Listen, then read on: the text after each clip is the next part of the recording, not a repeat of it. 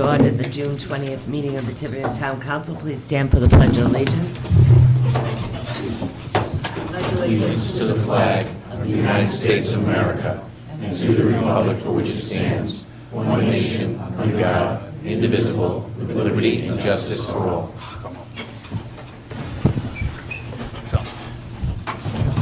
I'd like to welcome the Charter Commission. Tonight we are going to go over the proposals in front of us. Rob and I have talked, and how we're going to start this off is Rob is going to give a presentation, and then from that point on, we'll have questions and answers and decide where we go from here. I'm sure it's going to take another meeting to put this all together, but Rob and I are talking almost daily now, so we'll figure it out. Go ahead, Rob. Great, thanks so much, Denise, and good evening, all of you. Can you hear me okay? It's Oh, I'm sorry. You know what? I didn't do roll call. oh, yeah. It's my fault. Present. Council Perry.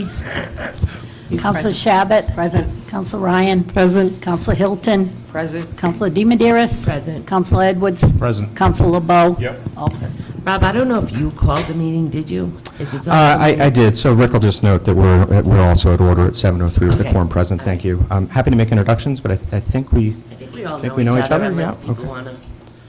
Is everyone comfortable? Thank you. Okay, yeah, so what I'll do, if you can hear me okay, what I hopefully will do is monologue for about 5 minutes, just to report out on what the Charter Review Commission, what we've been doing for the last almost a year, and then we'll turn to the meat and the potatoes of the proposals that we have, at least the primary sponsored proposals, and then we're here to answer any questions or help resolve any open issues that may be out there. And again, some of this is for the benefit of the audience, but just by way of a quick review, since it's often, not all of our meetings are videotaped, but we do have 9 elected members. It's somewhat unique in Rhode Island to have an elected Charter Review Commission. It was elected last summer. And since then, we've had, not counting this one, 32 meetings. Most of them we do get, I'd say most of the time we get 8 out of 9 of our members there. And they generally last about 3 hours. If we go over 10 o'clock, then we start getting a little antsy. But that is almost about 100 hours in session and quite a bit of time. All of our meetings are open to the public. We've had, I think, a couple formal public hearings, but in practice, all of our meetings, folks of the public are welcome to speak and often do. We've tried to organize our work into 4 phases in a very initial organizational phase, and then what we've called a proposal phase, where we've basically invited all comers to come in and submit their ideas or comments if they don't have an actual change, but they want to make a comment. We've done that. We started by reaching out to every elected body and official, and also through the prior town administrator, through all appointed bodies as well, and to make sure that everybody had an opportunity to comment. And then we moved from there into what we've styled as a deliberation phase, where we've tried to triage items together to try to be efficient, and we now find ourselves here in the home stretch in what we call the finalization stage. We have had 135 proposals, or at least as we've organized them. Now, granted, some have multiple subparts, so there's a little bit of judgment on when we've split something out to be an A or a B, and there have been a couple that have been duplicates or strongly overlapped, but 135 is pretty close to the mark. And I know this question is going to come up, and I might be off by a couple, but of those 135 proposals, we have approved nearly 100 of them, at least in part. And I would say, Rick, and I should say Donna is our vice chair, Rick is our secretary, and we also have some assistant secretaries that help with some of the wording changes and some of this triage tasks. That's how we've allocated a lot of our workflow. But Rick will correct me if I'm wrong, but out of those 135 proposals, approximately 66 of them are unique concepts, I would say. Approximately 35 have either been withdrawn by the sponsors, or they have not been approved by the commission. There's still a few out there, and that gets you to pretty close to about 135. And so what I have suggested, and I think the commission has supported, and I would hope you would too, is that 100 proposals or 66 concepts is just too many for any election. I think there's a concern that it would clutter the ballot. I don't know that the goal is to get to perfect, moving things in the right direction. So the suggestion that we have is that if this cycle of charter changes goes to the voters in a special election, we would not suggest putting in more than 40. And if it goes on a general election, such as this November election, which I believe is where we're all headed, it doesn't have to be exactly 20, but 20 sort of feels like the maximum based on what I understand to have been past practice in other towns. There is also, of course, going to be some judgment, I think, on what concepts can be combined. Are they similar enough to be on the same question or not? Here's an example. You have a proposal before you that suggests making the Budget Committee and the Planning Board smaller by 2 seats each. We've presented that to you as one consolidated question, but I think it would be entirely fair to split that out into 2 questions. You can make an argument that those are 2 bodies. You can also make an argument that they're thematically connected. So there's a little bit of that. So I think that you have to kind of let the process play out, and of course we'll be all looking to Tony to help us make sure that we're not so far afield of what's fair to be on a ballot, and what ultimately the literal ballot wording questions, which are the ones that were presented to you or were delivered by Friday, the Friday deadline that you requested, at the end of the day. That's kind of on you to pick those literal words and make that decision about whether things can be combined or should they be split out. That's not a Charter Review Commission decision. We all agree on that. So having said that, just to give you a sense of on the paperwork side, so we had a request which we did, we worked very hard to meet, to give you a sense of conceptual proposals for Friday so that you all had some time to look at them to prepare for today. You should have received that Friday and on the ballot questions. Today, there's a red line or black line or comparison, whatever you want to call it, which tweaked those. Stop me if I'm wrong, but I think those are almost entirely in the nature of cleanup. I don't think there's any wholesale, like we swapped out 16 for 17. I think that if you read what we sent Friday, they're basically the same top 20 as you have today. We'd sent along the second tranche of proposals 21 through 40, just in case you were sort of interested in what's the second bucket. And believe me, it was a very tough decision to try to, as it is for all, anytime you're in one of these situations of sort of, well, what's top 20 and what's not. As I said earlier, there's something like 66 unique concepts, and trying to narrow that down to 40 or 20 is, not an easy task, and I suspect you'll find yourself in the same situation. In addition to that, there's sort of 3 components, and stop me if I have this wrong, but there's 3 important things that have to happen, right? You need a ballot question, okay? You need, it's at least been the practice, I don't know if it's a legal requirement, but it's certainly been the practice to list a reason for change and an effective, a reason for change and an effective change on at least a voter information guide, if not on the ballot. And then, of course, most importantly would be the actual, no kidding, changes to the words of the charter. What we've delivered to Tony, just half an hour ago or so, are just first drafts of what the legal wording might be. So I don't know that that needs to be perfect tonight. I think the most important thing is that you see the concepts, you see the ballot questions.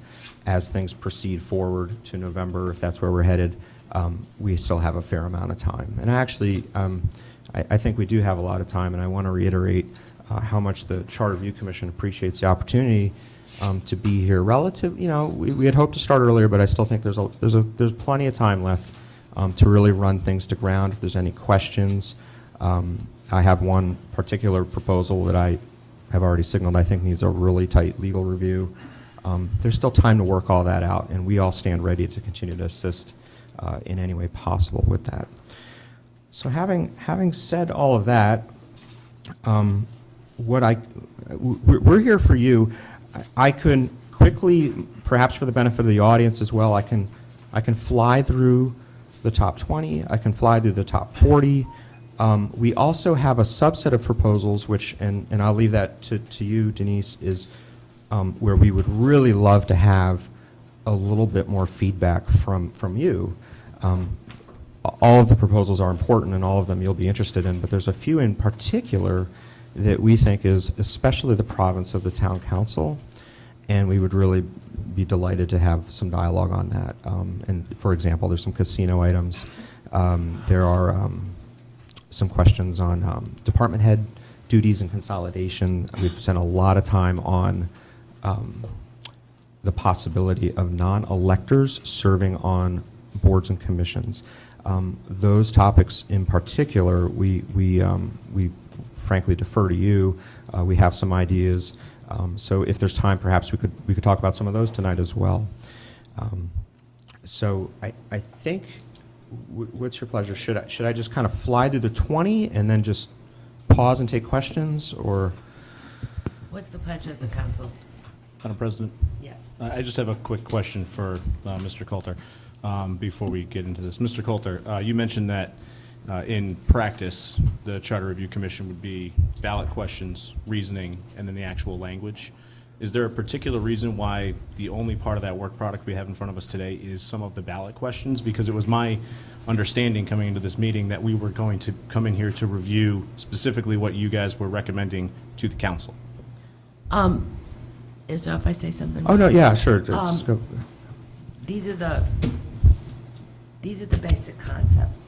Rob and I talked about Tony drafting specific language for every question, but I felt it was a waste of Tony's time to do every single question until we talk this out and decide which ones the concept we agreed with.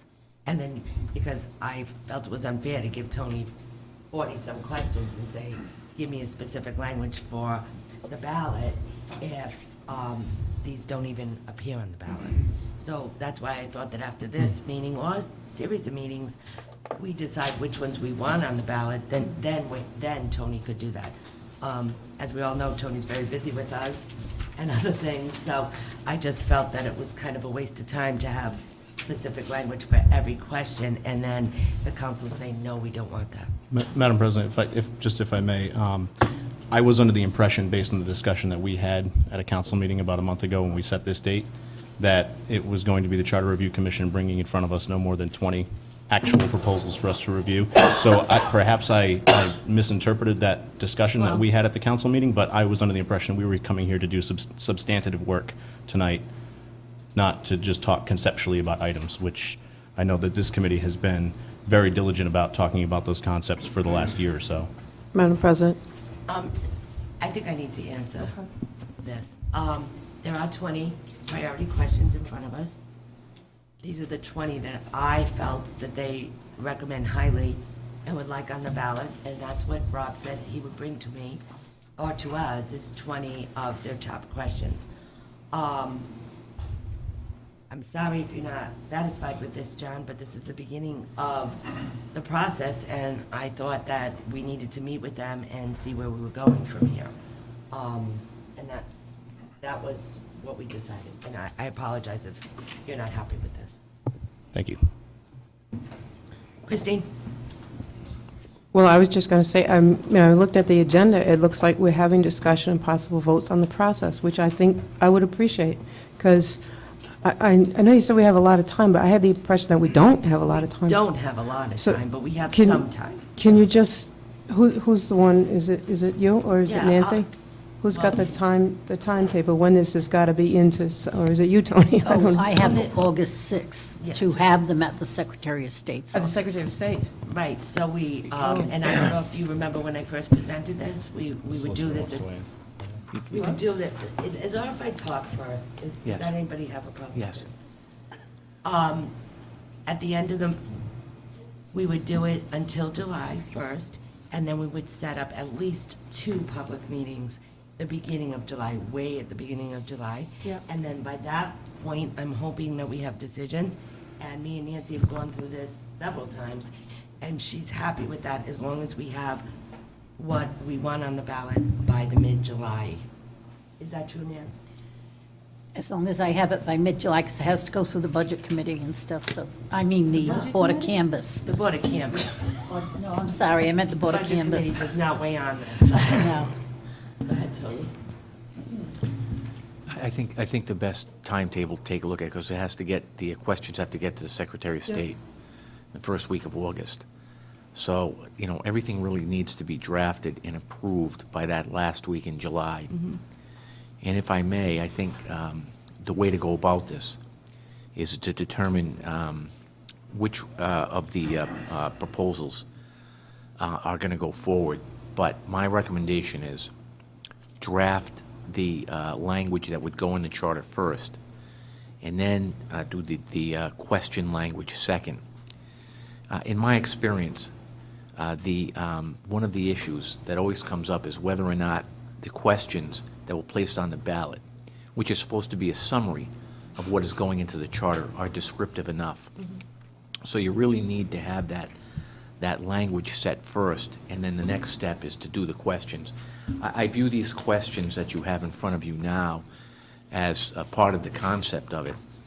Then, as I spoke to Mr. Coulter about this, then, depending on which ones are going to go forward, and I do have some comments on them, you would draft the language, and then that question language would have to be refined.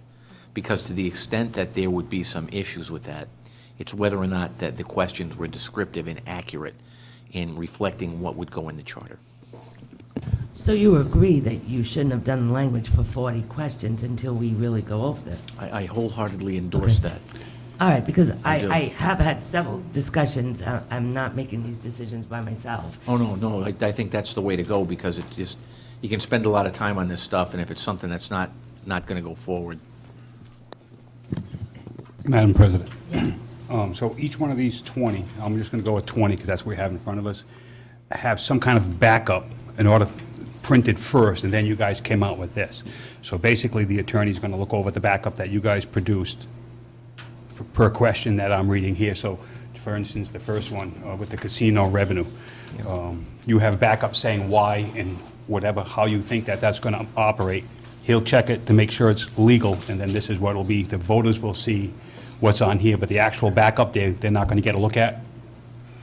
So just a few things.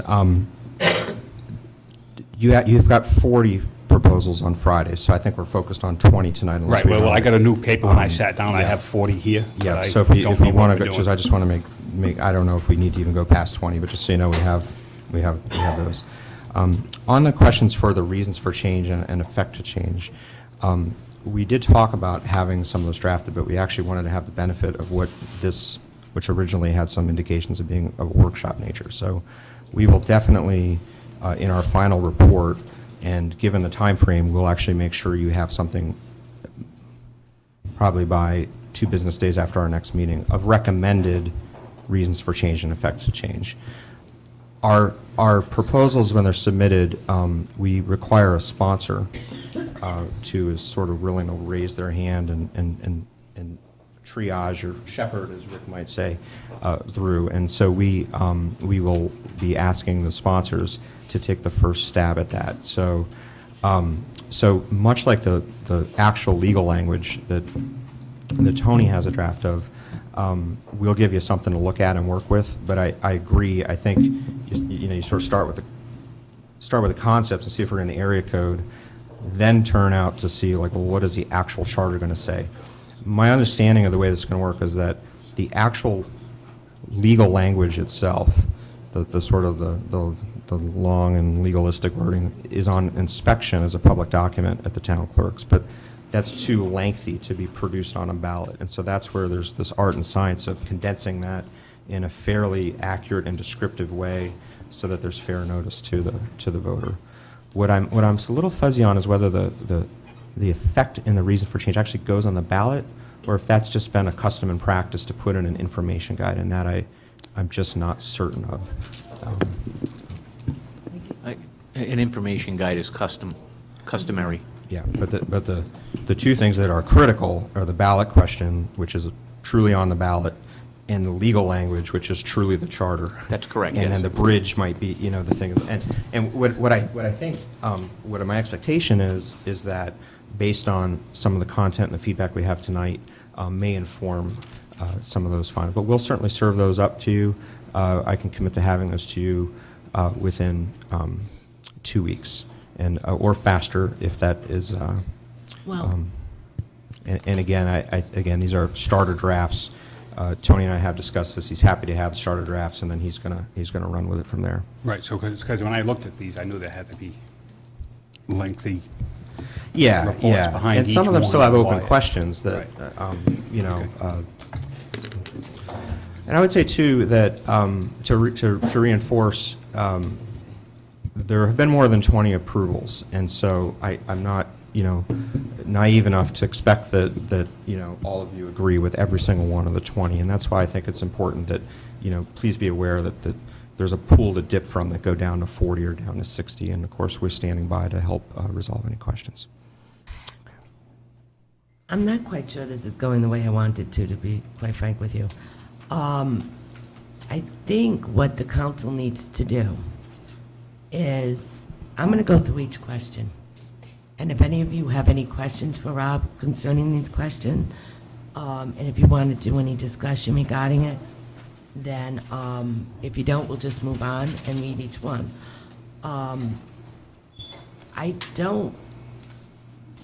This is a very confusing process, and it doesn't have to be this confusing. The council has to decide what it wants on the ballot. And these are the proposals in front of you. So if you look at these proposals and you have any questions, then we'll go through this with the charter review. But it can be done quickly if you don't have any questions or if you have any comments on them. Does that sound all right with all of you? Joan? Oh, Trish? So I do have a couple of questions, and I have to admit, I am a little worried about the time frame here. This is incredibly tight. And, I also recognize that the council has the ability to put questions that it wants on, and at some point we'll have to discuss that. And in order to have, I think, viable public hearings, which we're planning on having, July. then we have to have everything to show the public. The questions, the Correct. explanation, all of that. So the time frame is really short. Is it worth, is it worth at least some sort of preliminary vote on which of these tonight we're interested in potentially pursuing? I mean, I'm just, Yeah, I was hoping that we could do that by next week. Everyone could go home and digest this, and then I have a quick meeting next week, and we vote on which ones we want. okay. Yeah, I mean, that's okay with me. And then that would be- I Well, don't. next week, yeah. I just don't, if the Charter Review Commission has more material than, that they want to provide us, which is fine, they need to know which of these things that we're interested in pursuing. But again, I'm just kind of getting worried about the time frame here, to tell you the truth. I'm feeling like, What do you suggest, Tony? Well, again, after speaking with Mr. Coulter, I have some comments, and I don't want to Would you intrude like to on, make comments first, then? well, on Because- the first 20, just Yeah, to kind of because narrow reading it down through just a this- little bit. Reading through this, and I just did it, I read it through twice, there were some of these that I felt might be unlawful. Well, What's your opinion on question 6 was to allow non-residents to vote at the FTR. That violates Article 2, Section 1 of the Rhode Island Constitution. That sets qualifications to vote for all offices to be elected and on all questions submitted to the electors. One of the qualifications set forth in the section is that voters have resided for 30 days in the town or city which such citizen desires to vote. So having non-residents vote at the FTR would violate that constitutional provision. Okay. So I don't think that's one that should be considered. Okay. Question 9 states that the charter is amended to ensure that all elector budget proposals and all elector resolutions appear on the FTR ballot provided all procedural requirements are met. That was the subject of the last lawsuit. The Superior Court did not rule that way. They actually ruled the other way, so I think that one's suspect also. Question 16 states in part that it would clarify the role of the administrative officer. The administrative officer provision. 16. I'm sorry, I'm sorry, I'm jumping ahead. No, there's all different, I have two things that have different numbers. Question 16, Yeah, that's, that is, the administrative officer is set forth in the subdivision in Planning Enabling Act, the state statute, and cities and towns are not able to deviate from the provisions there, so that's really I'm sorry, I'm not. that's No, question it's down here. 16. I know, because you didn't know, it's this part of question 16. It's only part of that It's the question. bottom half of question 16. You've got something totally Okay, oh, different. administrative officer. Yeah, the AO, and I'm sorry. Gee, it's combined, I'm sorry. Okay. And finally, for question 20, that requires, that would require the municipal court and the probate court judge to be elected. You can actually elect the probate court judge, but municipal court judge is required to be appointed by the town council under section 45-2-34 subsection 3. So that's actually the municipal court springs from that statutory provision. So the municipal court judge could not be elected, although the probate court judge could. Well, the probate court judge is today. Yeah. Really? Yeah. Yes, You guys elect? Wow. we elect a probate. Okay, well, you're doing it the right way. Absolutely. Municipal court, no. Right, but that's the way we do it now. They just want to change it by me, okay. But you don't elect the municipal court judge, do you? No. No, appointed. Right, that's what I'm saying. So Now, how 20's about out. question 7? I have a question. Have you looked at question 7? Well, it's vague, and I just got the language, which unfortunately I haven't had a chance yet to analyze about the 2% year over year. So I have some questions about the total cost increases there. But that would be that the charter is negotiating and not the parties that are supposed to be negotiating. It's setting the quorum that you need for that. I actually don't think that's violates any provision of state law. All right, just I'll like check the NLRB, but I'm not so sure that that's the case. Okay. Do you have any comments about that, Rob? Yeah, sure, thank you. I actually share the concern on question 6, and I would certainly defer to Tony on that one. I think once upon a time, non-electors maybe, but there was an amendment to the Constitution that, so, again, anything that is a tough call or a close call like that, we would just encourage you to dip into the pool of 21 through 40. The question on the judge, so my understanding is that if the General Assembly ratifies the charter, then you could change what is otherwise a generally applicable law. So if you really wanted to, for example... Can I just jump in there? I'm sorry, you're saying that if we ratify the charter, we would be preempting state law? I just want to make sure that that's what you're saying. No, I'm not saying that. I'm saying if it's been the case, I think, with every charter, both the adoption and every amendment that has been ratified by the General Assembly. And so what that does is that the charter becomes the equivalent of a special act, which would supersede over a generally applicable act. So, for example, if the generally applicable act is that you appoint municipal judges, I agree that the charter cannot go against that unless it is ratified by the General Assembly. So that's something maybe we could chat about another time, but those are really the only real... Do you have a comment? Yeah, and by the way, that is a standard procedure, that after charter amendments are adopted, a bill is submitted in the General Assembly basically saying that the General Assembly ratifies all the amendments to the town charter, and any prior inconsistent acts would be repealed. I've always viewed that to be public laws as opposed to matters that are in the general laws, which this one is. I'll research it if you want, but municipal courts really spring from this particular section of the general laws, and they have these specific requirements. They're part of actually the unified court system. So that's the way that I look at it. I'll do the Can I just research. ask a question? Yeah, go ahead. But I thought the municipal court, we had to go to the state with enabling legislation to say, we want to set up a municipal court in Tiverton. Yes. So if you wanted to change the parameters around that, wouldn't you just go back to the General Assembly and say, can we change the enabling legislation rather than changing the charter? You could, you'd have some difficulty doing that, but you could also do that, yes. It's part of the unified court system. We're fixing something that's not broken. Just cross it out, throw it out. There's plenty of them. But I think you make a good point. Right, if you have legislation there to begin with that you ask the General Assembly to enact, then why don't we just go back and ask them to change it? Point well If taken. there's an issue with it. Instead of doing, yeah, I see what she's saying. So it's kind of like a roundabout way.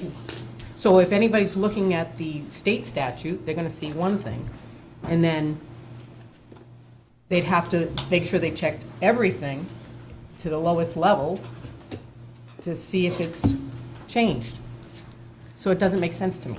So- Good point. Right, because if they approve this, does it change state law or just changes state law for Tiverton? If this were approved, You know- then I think, and I agree with what Joan's saying, it's almost like a two-step process. Why not just do the one-step process, if that's what you want to do? I think that's the point. Yeah, and if I could jump in, this reminds me on the administrative officer question. It's a really good example of something we've wrestled with throughout the year, which is, do we really need to say something in the charter that is already state law? So I agree completely that the administrative officer is already is already prescribed by state law. Now, that one was a request from the planning board, officially requested that, so we. The planning board requested that? Of Yes. course they did. So, so we're happy to accommodate, but to be very candid, we have struggled. We had a similar request from the school committee that asked us to bake into the charter that they will have a clerk. State law requires the school committee to have a clerk. And so you're sort of with this tension of, is it worth the letters on the page to reproduce something that is already binding authority somewhere else?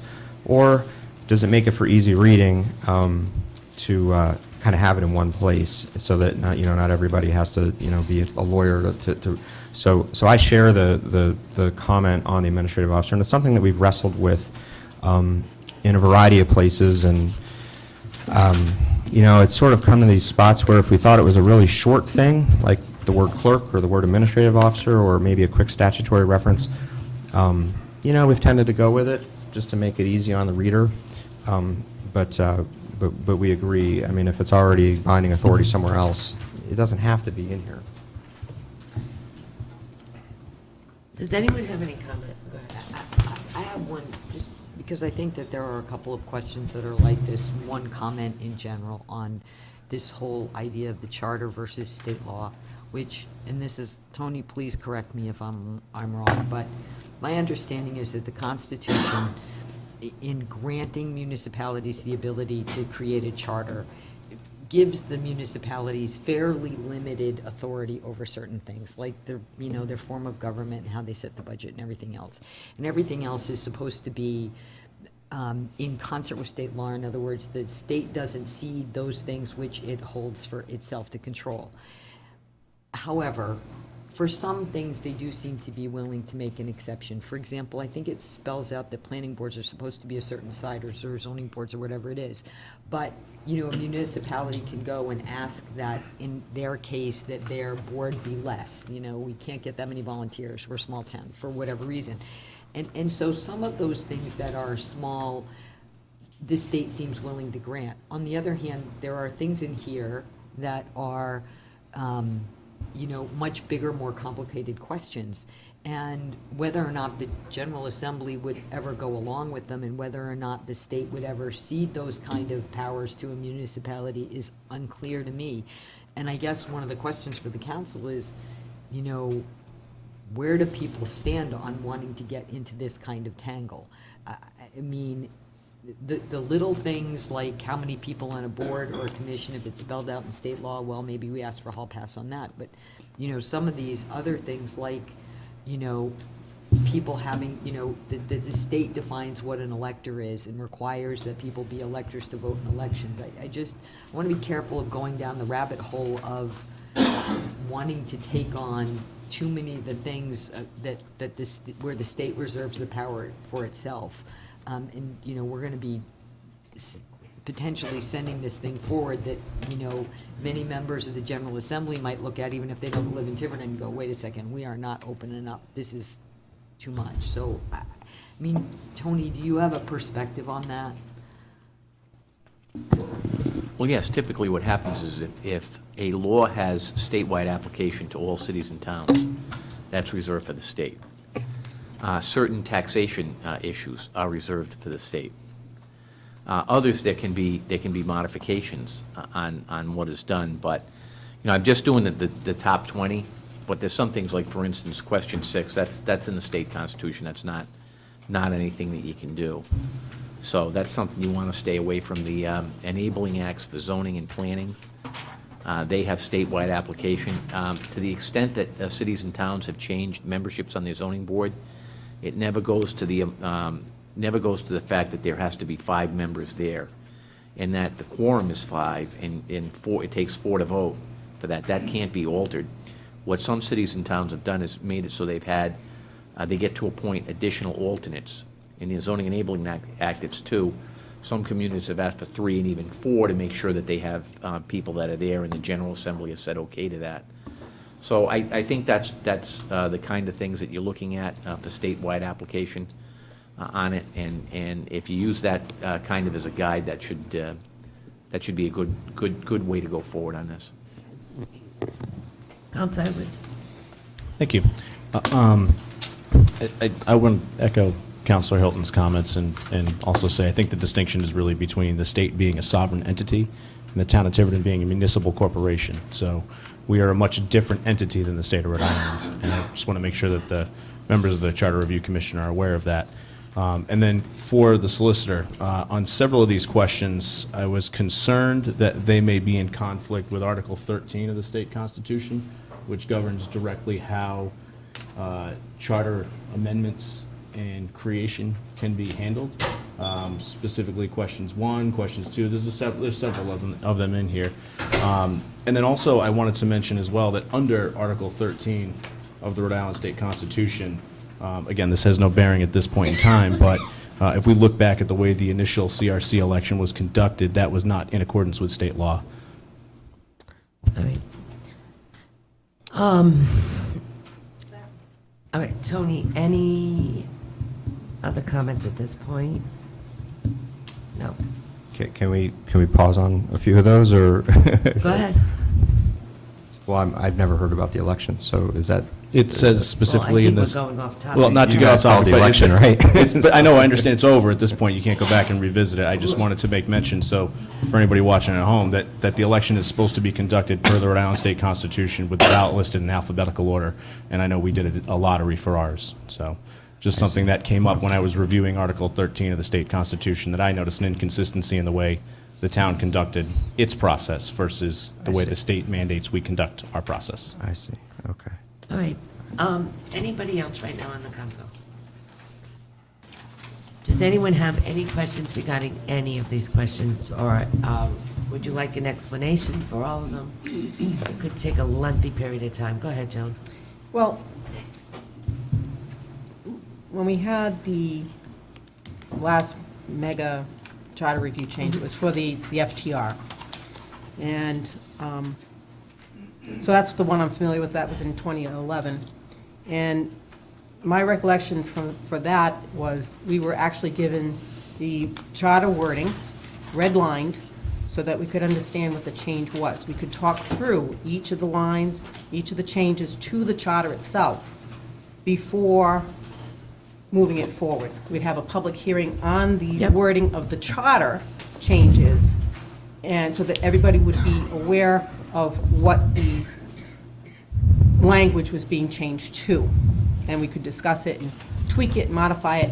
And then the next step in the process was to put together the question that goes on the ballot and the impact and the reason for change. So it's like, I feel So like what are you the cart suggesting? is before the horse.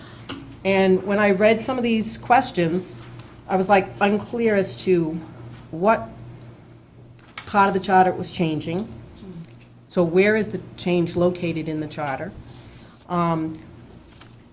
I could read the information a couple of ways, so it was unclear. So I was unclear as to why we got this, rather than, to speak to Mr. Edwards' point, why didn't we get the charter language itself that was being changed? Would you like to explain that, Rob? Because you told me that, go ahead, explain that.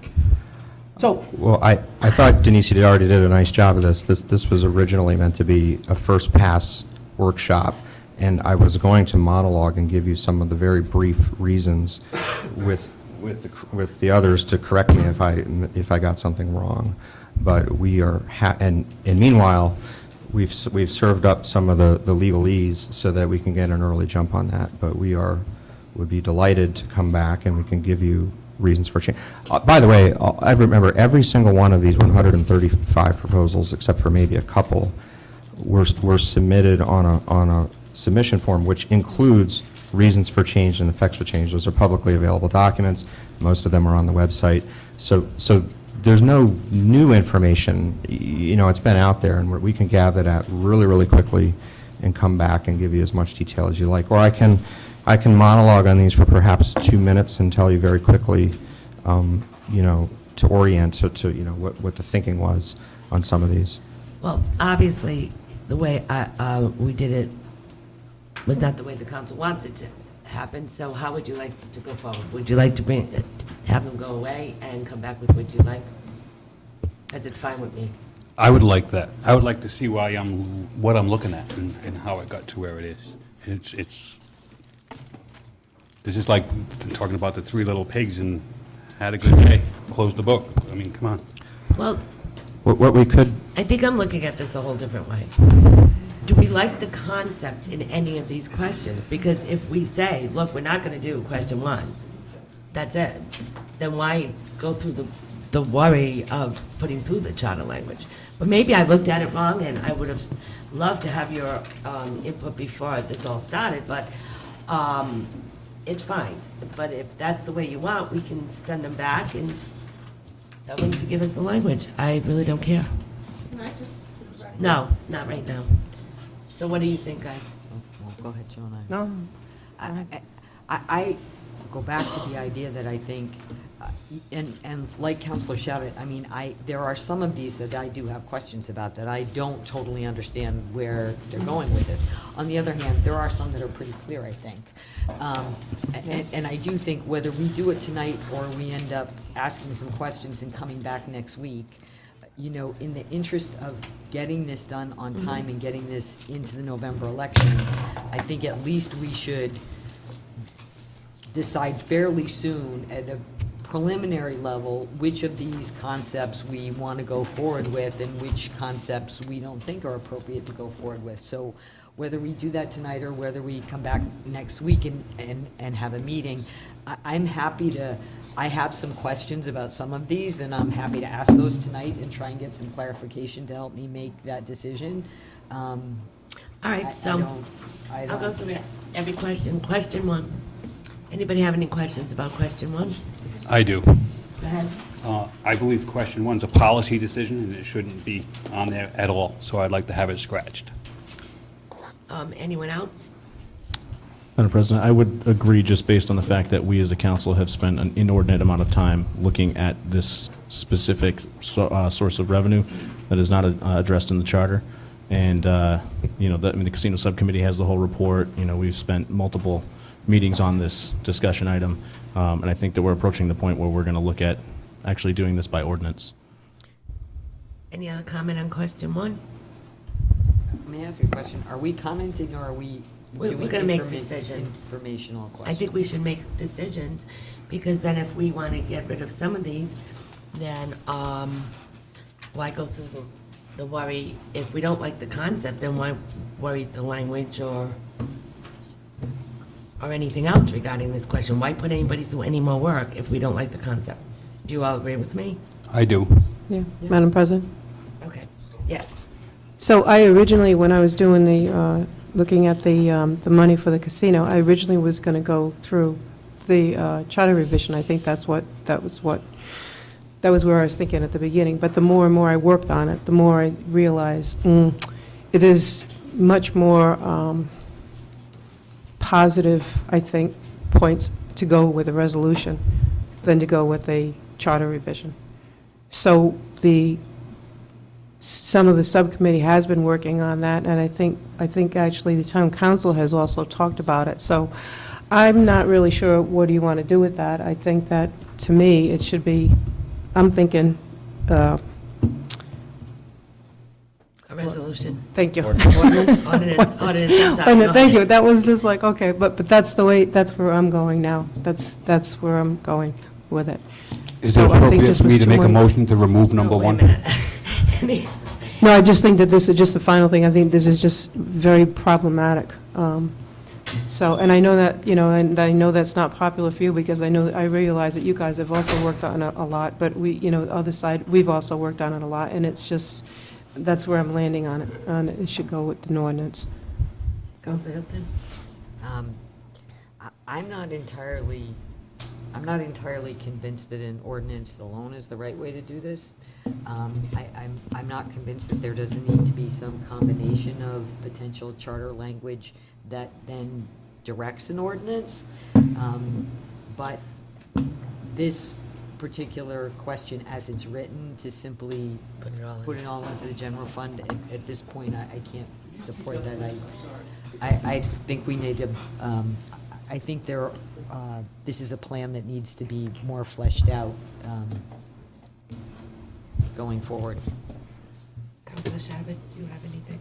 No, I agree. We've been working on this topic for months, actually, probably a year. We've Years. been working on this. Couple So, of years, really. and certainly there are opinions on it. But I think we have responsibility to set policy on this. No, I agree, and even if I thought it should be in the charter, I don't believe that 100% should go into the general fund.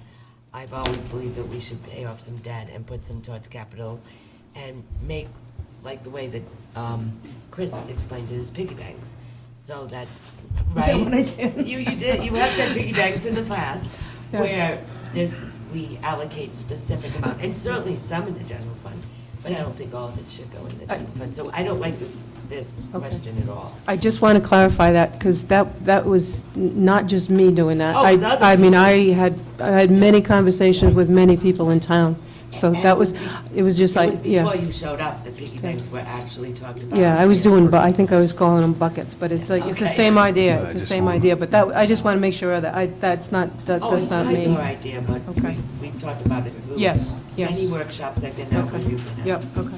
Joe, Madam Chairman. 1 second, please. I agree. I think the subcommittee did a lot of work on this, and I agree with what Christine said.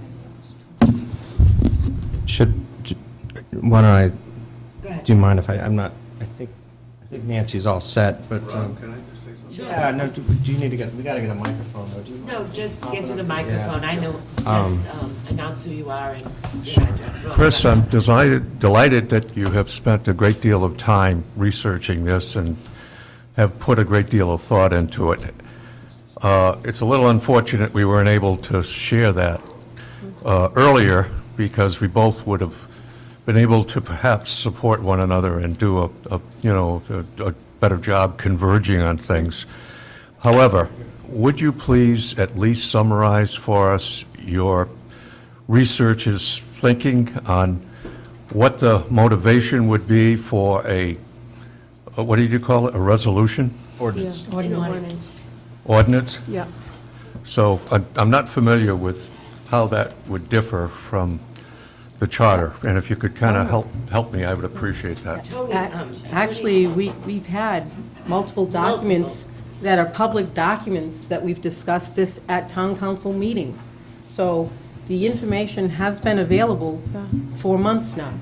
I could But- just but- tell you. but Tony- it- but- Difference between an ordinance and the charter, though. I think Oh, that was the question. Yeah, okay. And Tony has explained this to us Yeah, on they- multiple occasions. but- They both have the force of law, but the advantage to having an ordinance for matters of this nature is it can get more detailed, and there's some more flexibility, particularly if things aren't working out. It's easier to change the ordinance. Ordinance and a charter. Madam President, just to add, so on the website, the town website, under the subcommittee, there's a report from back in December, and then we talked again about it recently. So all the different, I think there were 6 different models, and if people looked at the models, and I did not advocate, I just listened to people, they were always landing on one of them. And that puts it right in there. You can, if you don't mind looking at that, it's not a long report, but it just kind of like lays it out with what the thinking of where it was. And it was, as Tony said, it's more flexible, and more people are in there, and they can vote on it, and they can vote on it sooner, and they can, so that was the thinking, and that was why we're going in the direction of the ordinance. Tony, would it be appropriate? Excuse It would me be for- appropriate If I could follow up on that.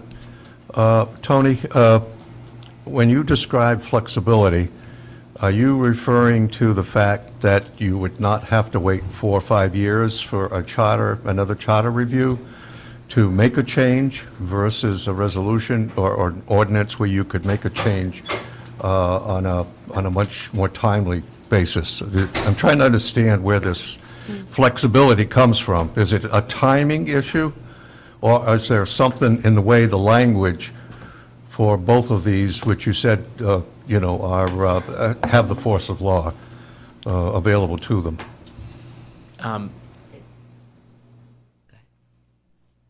The first thing is, it's always ordinance. It would not be done by way of a resolution. That's the first thing. Okay. So it'd be in the town code book. Secondly, because of the nature of a town charter, and because a town charter is most often in broad language, the advantage to having the ordinance is it's much more detailed. And then if modifications have to be made, those refinements and modifications can be made, and you're right, the procedure to amend an ordinance is lesser than that of a town charter. Okay, thank you. All right. So does anyone have any more comments on question 1? I believe it's appropriate if we vote whether or not we want this on there. My motion ready? Yes. I'd like to make a motion to remove question 1 from the Charter Review Commission. The charter. Well, from the recommended. Recommended. Second? I have a motion and a second. Any further discussion? All those in favor? Okay. Question 2. Shall the Tiverton Town Charter be amended to reduce the amount of money the town council may borrow in an aggregated amount without voter approval to $250,000 and clarify the same as recommended by the Charter Review Commission? Any comments or questions? Madam President, Go ahead. if we had to borrow to replace a fire truck, this low dollar amount would actually prevent the town council from doing so, and that may put the health and safety of our residents at risk. So I'm opposed to moving forward with this. Madam President, could I just ask, Mr. Coles, so I had the same question that Joan had. Do you have off the top of your head, or somewhere in your notes, the number where it is in the charter? Yes, it's section 2003, and the current amount is $500,000. This one here, they Oh, I see. identified it. Okay. That's right. This was a request from a citizen that it was currently 500,000 to lower to 250. And the reasoning for that the, was? Do you know what the reasoning for that was? Yeah, I think the concern was, at least as I understand it, and I'm not sure if that person is here, but they just wanted to ensure that there wasn't a lot of spending and borrowing going on outside of the regular financial town referendum process. Of course, the council's free, as it always is, in an emergency if you need to buy another fire truck to do that. But that was the reasoning for that. I don't remember ever, since I've been here, that we've ever taken any money out. Do you, Joan? Not in my Not in her 8 years, in my 6, probably. I don't I've re- never seen us exercise 500. Ever. So I'm confused as to why it would be reduced to 250,000. Rob, do you have the original proposal number for that item? I'm pulling them up here while we're talking. Yeah, let me, It's just that, I think it's proposal ID 44. I mean, I And can if you see can if pull we that up, that should borrowed have their 500 someday and justification. someone didn't agree with us, but we're not, I don't, and I've been in town government for 14 years, watching on here, and I don't remember the town council ever borrowing, doing that, taking money out of the general fund. Yancy, do you? Years ago, Not in maybe? my 28 years. Okay. This might be a solution. I'm 12 years in treasury. Say that again. Welcome to Trish. Tiverton. Well, that to again, to I'll respond to that, rumor has it that once upon a time, before I was involved, this somehow was an amendment added by a prior charter review commission because the town council somehow obligated the town to sewer bonds or TIF bonds or something like that. That's what I've heard. I think, I don't want to put Sally on the spot, but she's been our resident historian. But that wouldn't be, no, right. So, It's just the area of. right, so this is the borrowing piece, not the appropriation Oh, piece. I got you, I got you. I still think it might be a So. a solution in search of a problem. I mean,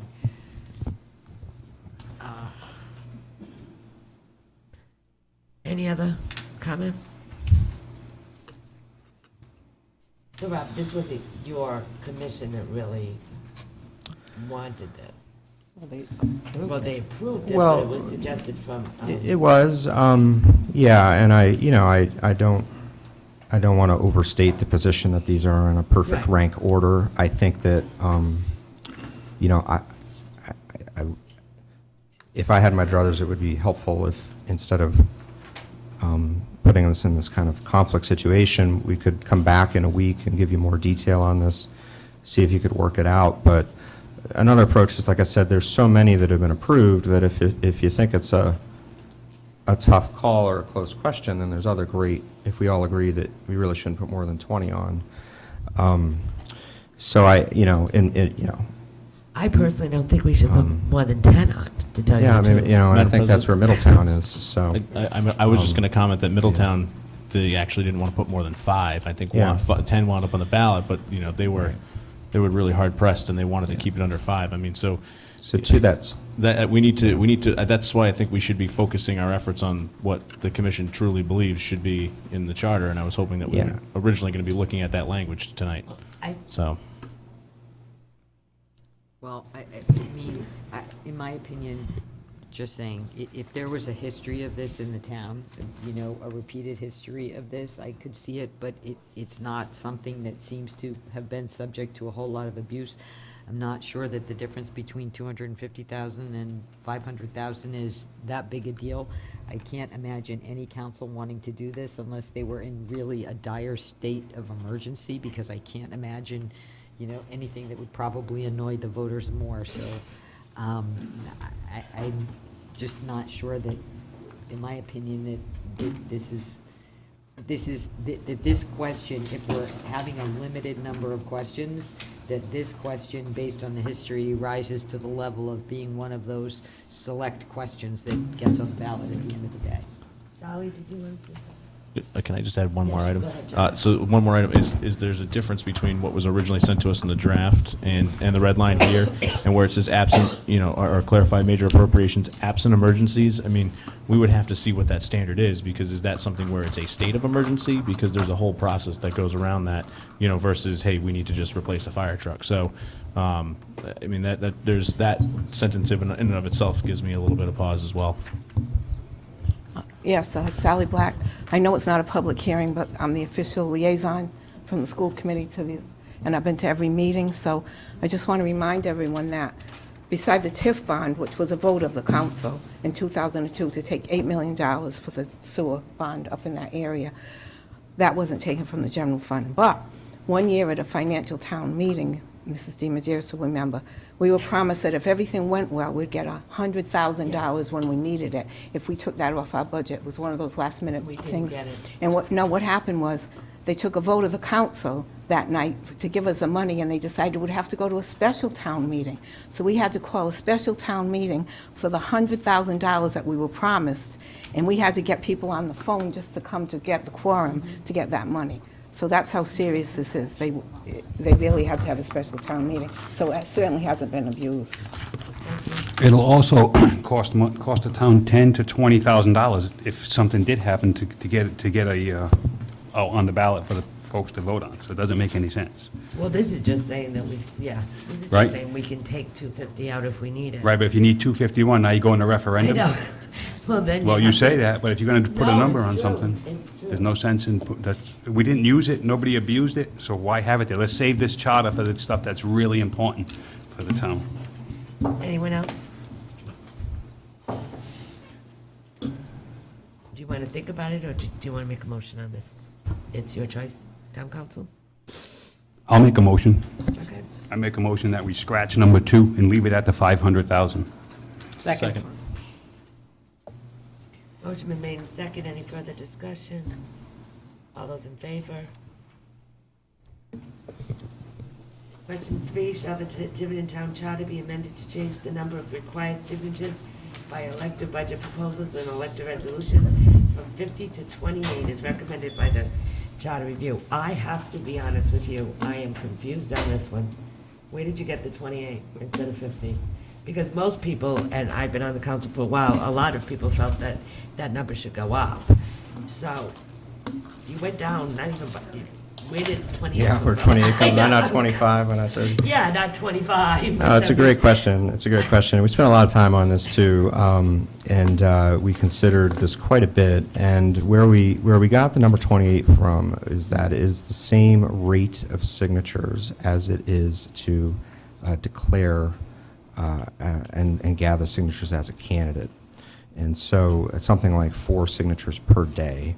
And so we felt there was a lot of discussion about this sort of balance between, in the olden days at a financial town meeting, you needed exactly, like 1 or 0 signatures, you could raise your hand and make an amendment. And on the other hand, that's probably too low.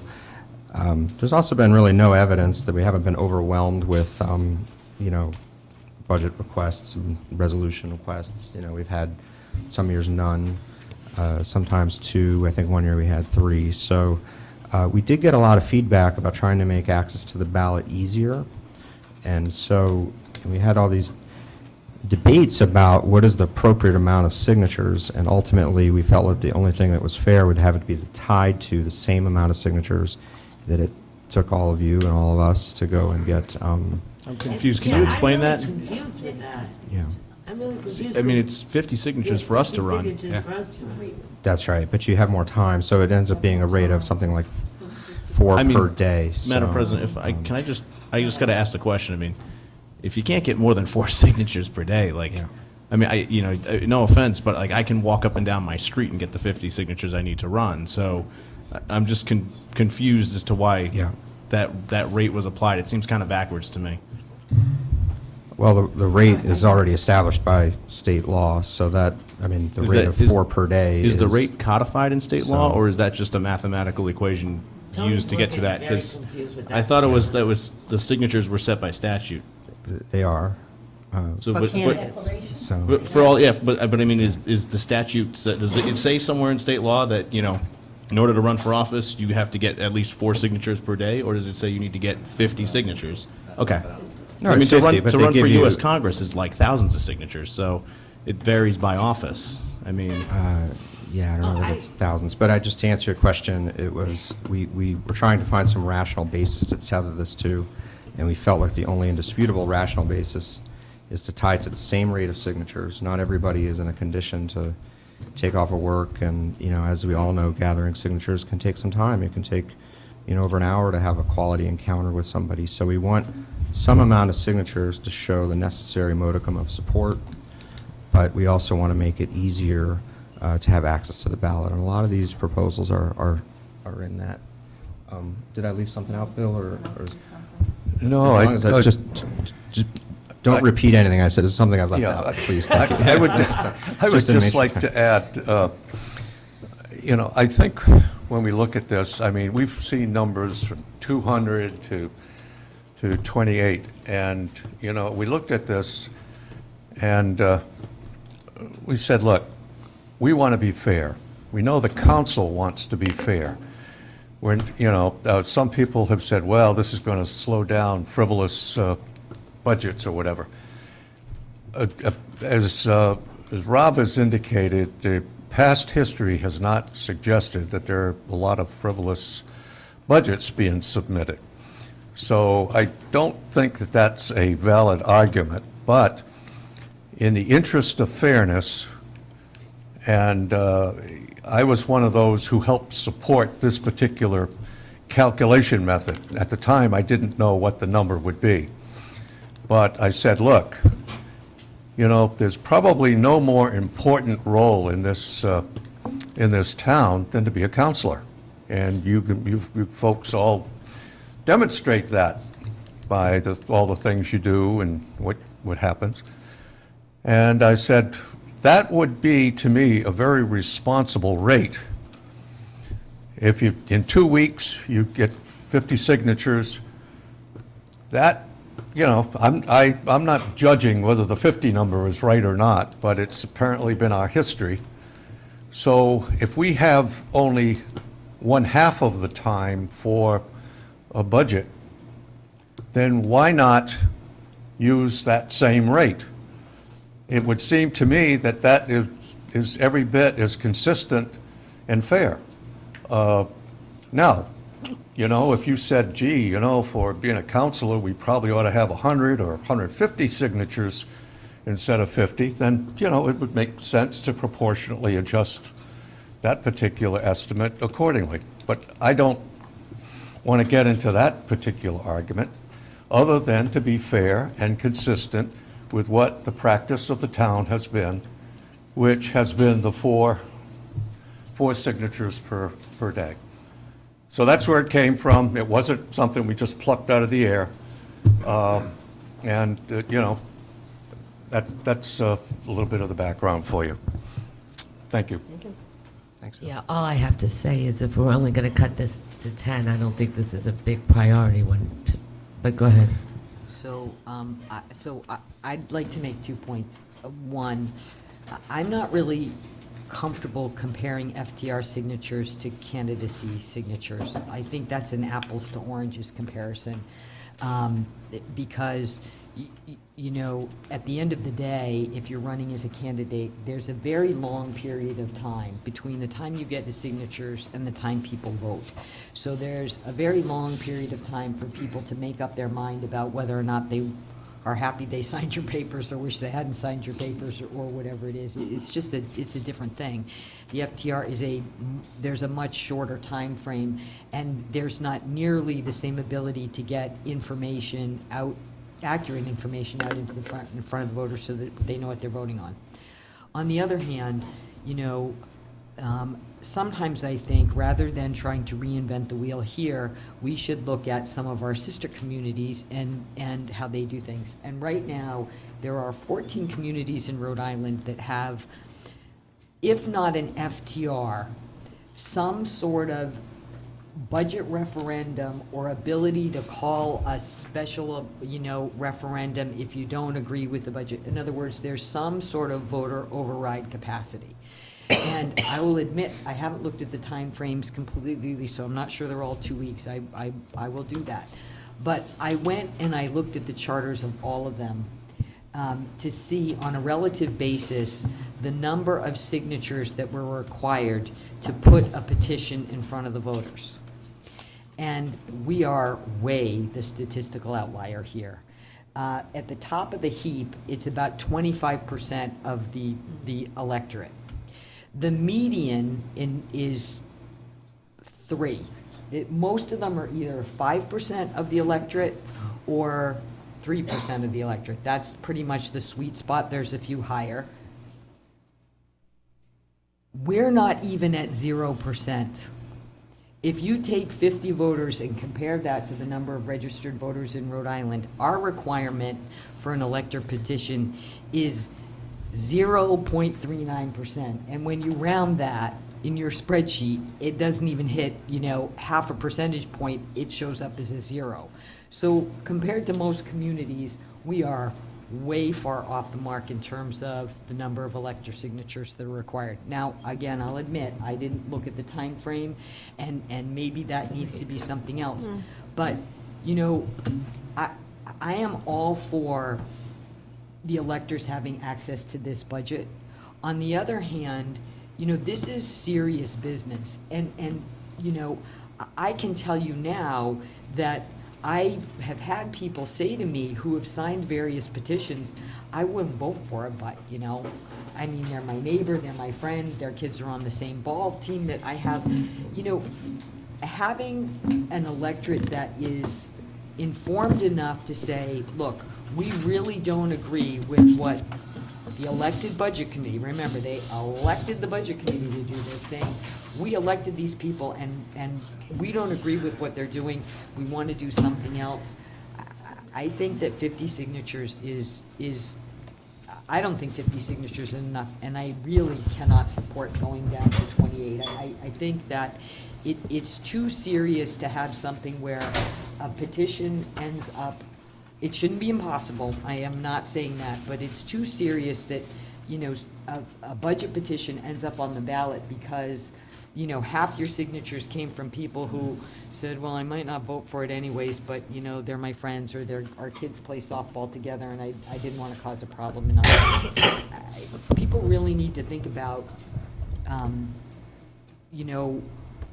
what they're doing when we create these alternative budgets. And to say that it hasn't been, abusive is not the right word, but when you get to a point in a community where almost every single year there is an alternative budget, if not more than one alternative budget, I'm not sure that that's the healthiest way to do things either. I mean, you elect a council, you elect a budget committee. If you're not happy with the fiscal management of the town, that's the first place that the voters should be expressing their displeasure. I don't know, I've looked at some of these other communities, they don't have alternative budgets every single year. It's something that happens when the electorate feels really concerned that, look, we can't support this budget, we need to do something. And I would never want to take the people's right to do that away, but I cannot support 28 signatures, I just can't. Can I just give a little history here, please? No, Why? because yeah. councilors want to talk, and that's what I'm going to do. And then I'm not, No, we Denise and I worked it out. We're gonna let you guys I'm gonna go, let then I you get to go, talk. then you get to go. Yeah, which is, this is yeah, a town yeah. council meeting, I promise, so I I'm going promise. to let John talk, and then I'll Yeah, ask again. yeah, yeah. I think I've let Yeah. members of your committee talk. We'll- I would just say that past performance is not indicative of future results. You see that when you turn on the television and there's always some advertisements for investment performance. Just because it hasn't happened doesn't mean it won't. And I think that enabling something dangerous to happen fiscally to the town is just irresponsible. I would concur with Councilor Hilton that I think not only is 28 wrong, and you will recall that I was one of the councilors who put forward, a method to eliminate the financial town referendum, because I think that that's just by itself bad policy. I won't go down that path right now, because obviously it didn't come forward from you guys. I just think that because something is dangerous and you're finding a way to make it more dangerous for the community, that's not a good thing. And we need to do what's responsible for the electorate. So just something to think about. Can I jump in now? Yeah, Robin, Okay. and I was going to have Then, Nancy. yeah, where she went. so I just wanted to, Back to you.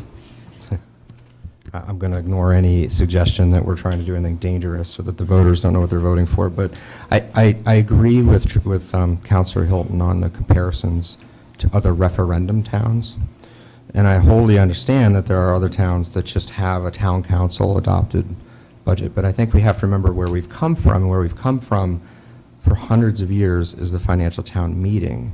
And in a financial town meeting, it only took one. Right, and So, and that's why we got rid of and, it. and that's why, well, that's partially why we have an FTR, and we didn't go with the wholesale. So But may I just say one- ultimately, I just, we can do comparisons and averages to other referendum town, but if we also do averages against FTM towns, we have much less likelihood of a dangerous outcome, where you really could stroll up to the microphone and say, I cut this $1 million, so I just wanted to round that out, and then I'll cede the microphone to.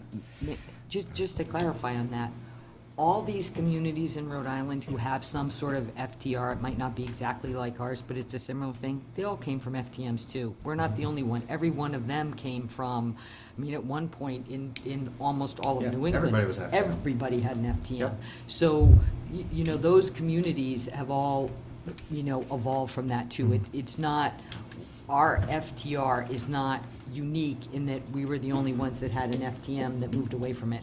All these communities that I just talked about have done the same thing, just to clarify. The only point I wanted to clarify, or a couple of points, when our town voted for the FTR in 2011, and it came in with a 2-to-1 vote of people who wanted it to get rid of the FTM, and the elector petition was on that ballot and was a big motivation to have this. And part of, as you all remember, the history of the tax increases that were going up in our town. And from the moment the FDR has come in, they have leveled off. That's just history. The second comparison, That has nothing we to obviously. do with, that has nothing Of to do with course this it question. does. Of course No, it that's does. just a campaign slogan you're doing right now. Excuse me. So go ahead. Well, So why don't we talk about fine. the question? I am talking about the Okay. question. So to say that the FDR signature count can be compared to what a town who now has to call, like Portsmouth, has to call a referendum, that's a special election in essence. That requires a higher vote number. It costs money, it's expensive. Our town already runs the FDR process, so an elected petition budget being added to that does not add any cost to what's already happening. So I think that's an invalid comparison. Yeah, go ahead. Just to clarify that, Mrs. Driggs is right. Some of those communities do call a special referendum in this case, but that's not true of all of them. Many of these other communities either have something similar to the FTR, and this is how you get an alternative proposal on the ballot, or they may have a financial town meeting where they vote, but in order to have something on that ballot at the financial town meeting. So this is not a case where everybody who has a higher number has to call a special referendum. It's quite a mixed group. All right, we could be, go ahead, Joan. You So- look like you were going to say something. Well, I think Tricia brings up some valid information, and I think the information is not complete, so I would like to have more information to support what other sister towns do in the case of an FTR and what their signature count is and how long they have to gather those signatures. I'd like to have that critical information So, before discarding this particular question. So who will do that? Okay. Thank you. So, Madam I President. know she'd say yes, that's what Just, I said. just to clarify, we're going to keep the concept of the signature numbers, but we may discuss what that ultimate wording may be at the public hearing that we ultimately have. So, Yeah. okay. Yeah, this one's pretty straightforward. It's in the section Yeah. 301 D3, and it's right there, 50 qualified elector signatures. It's very straightforward. So I think we just need additional information, and if Ms. Hilton is willing to do that, we would certainly appreciate her efforts. All right. Question 4, shall the Tiverton Town Charter be amended to provide for a default budget proposal representing a 0% tax levy increase compared to the prior year, and required to be on a town financial referendum ballot whenever a qualified elected budget proposal is not on said ballot? So this is, if there's not an elected ballot budget, we automatically have a 0% one there? And what is the reasoning? Yeah, so the thinking on this one is we're trying to address a concern which came up, it was part of the argument we had the FTR, and it came up one year of, well, what happens will the voters never have a choice? Will they go into the FTR ballot and there's only one option, perhaps the Budget Committee's option? And this ensures that they'll always have a choice. And so if there is no elector petition, then what you basically have is a default to the status quo. This is a dangerous choice. This is not a good choice. This is going 0% when we have obligations, we have contractual obligations, we have. Right. This is an irresponsible choice. Madam President. I have, I don't know if anyone agrees with me. I agree wholeheartly. Their choice is at the ballot box when they elect the Budget Committee and they elect the council. You can't, now you're trying to supersede, this supersedes everything.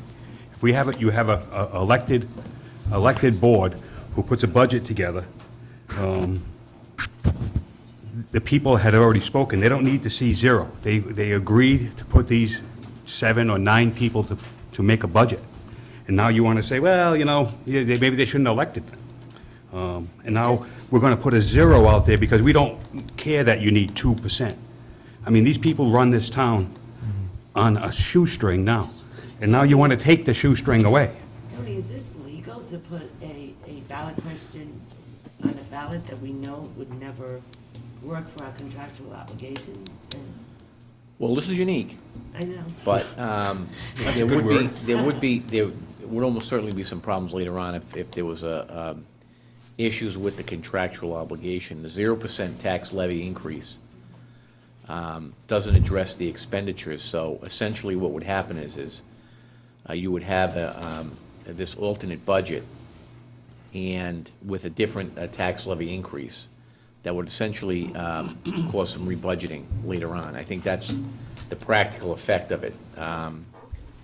Having an alternate budget, and they can't say right now it's illegal. I can't say that, but It's irresponsible putting 0 out there when they have no idea what the revenue end is going to be or what the needs are of the town. It's totally irresponsible to put that on the charter. Madam President, I just, I'll wait till Tony's. So Tony, Article 13, Section 8 of the Rhode Island State Constitution states, it's a longer section, but basically it says that, submit the charter, submitted via special, maybe submitted a special election, and provided further that, in the case of a town, amendments concerning a proposition to impose a tax or for the expenditure of money shall be submitted at a special or regular financial town meeting. Wouldn't this, by just default, being an option built into the charter, wouldn't that not gel with that section of the Constitution?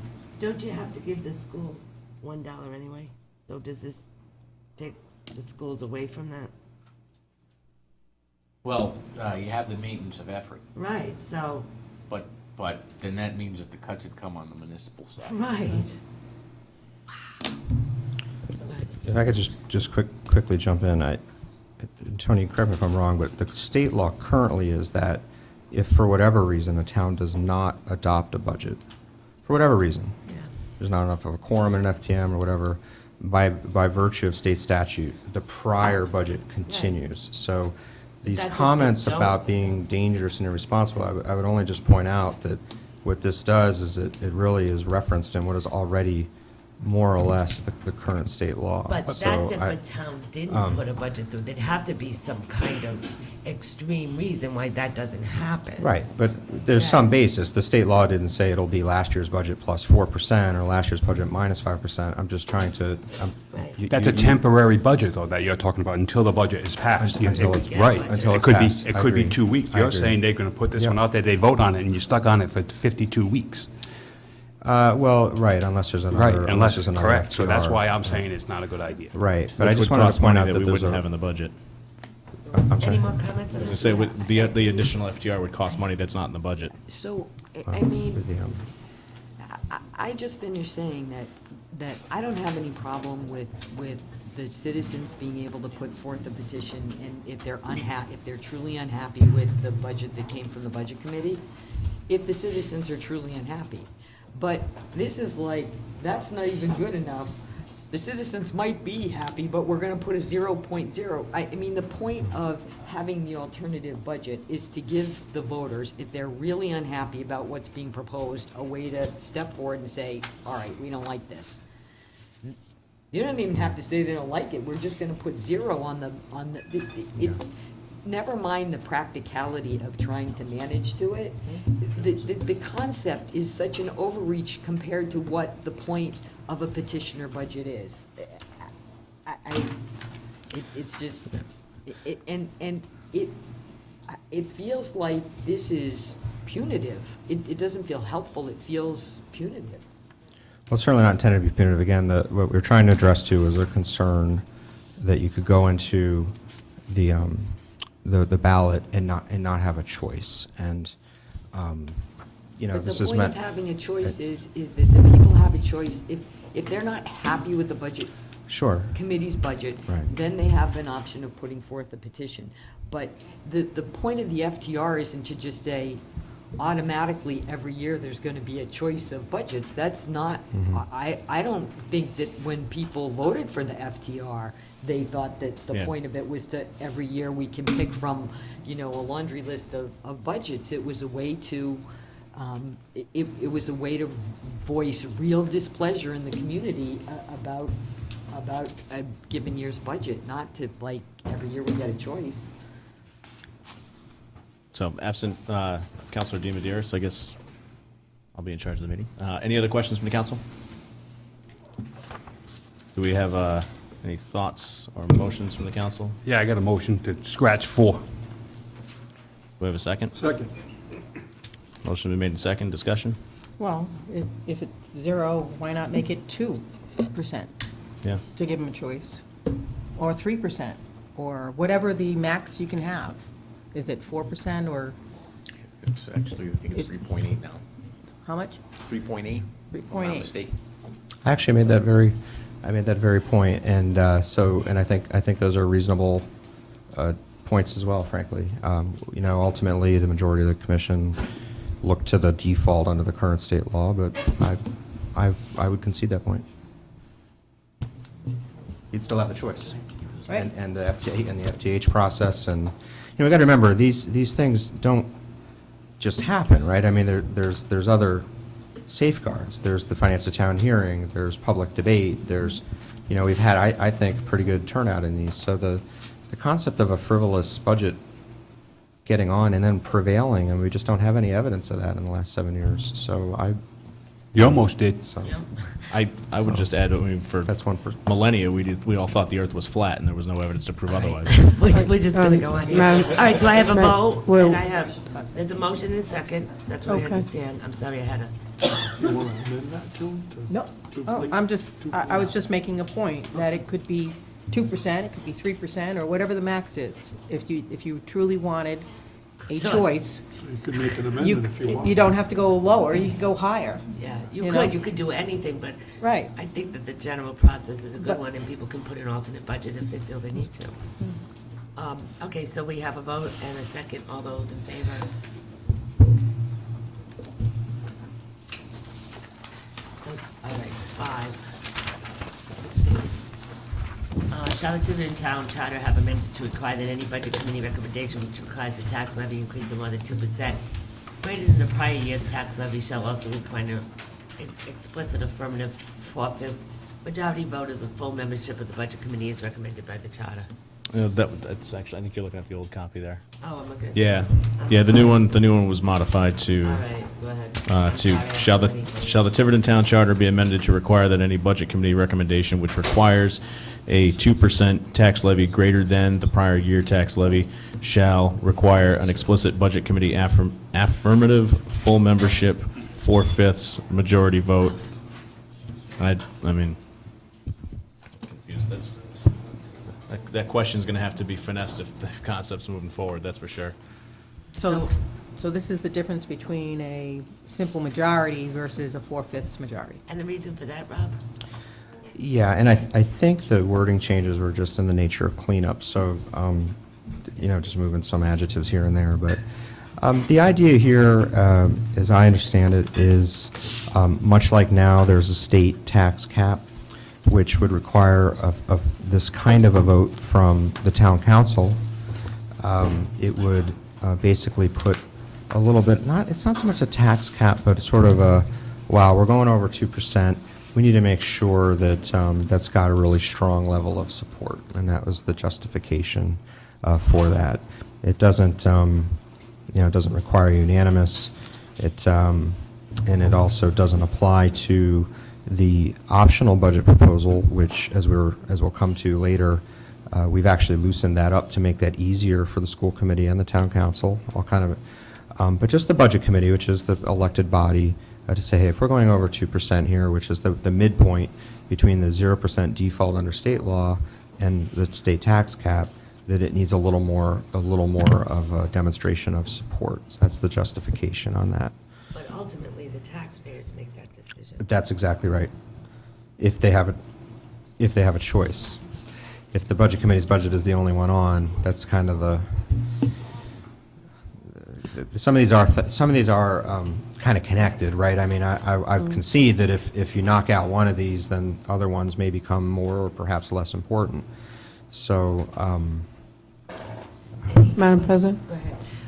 I think what bothers me is, it sounds like what you're saying is that there's not going to be a choice. And it's like, to me, there is a choice. Because if somebody, I don't know who made the comment, but if somebody doesn't want it, then they put it in an alternate budget. So to me, you keep saying that there is no choice, and I'm thinking, yeah, there is a choice. It's somebody's got to do something. It's not a passive choice, but there's a. So I guess I don't particularly like to monkey around with the charter if I think the choice is already there. So I guess that's where my perspective is. I think I'm understanding where your perspective is. I just don't see that it's necessary, because I think if somebody wants a choice, it's happened in the past. They said, we're going to put another budget in. So I guess Right. that's where I'm having problems with it. Yeah, I think that's a fair comment. And someone will correct me if I'm misstating the view of the commission, but I think the linchpin of what you just said, which I think I agree with every word of, is to make sure that option is a meaningful one, that there really is a choice, a real choice, and Wait, that's doesn't what. it already have it in the charter?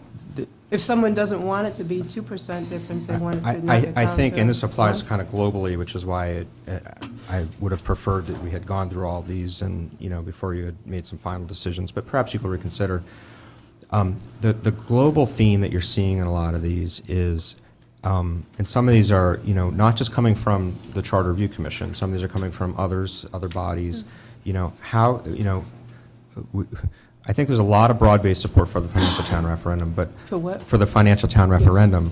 But how can we, continue to strike that balance between maximum access to the ballot without a lot of impediments? You'll see one of these about, not putting the town clerk in the situation of having to, help people with forms on petitions, these types of things. So the global theme that I think applies to many of these, perhaps some with more persuasion than others, is how to improve access to the ballot. How, people don't want to go on the ballot and have no choice. Okay, well, we'll try to give you a choice. People want to have access to the ballot without having to have, as I say, like a black belt in budgets to know how, how do we do that? Ray, did I leave anything off of there? I'm not sure if you answered my question. Oh, okay. But What was your question?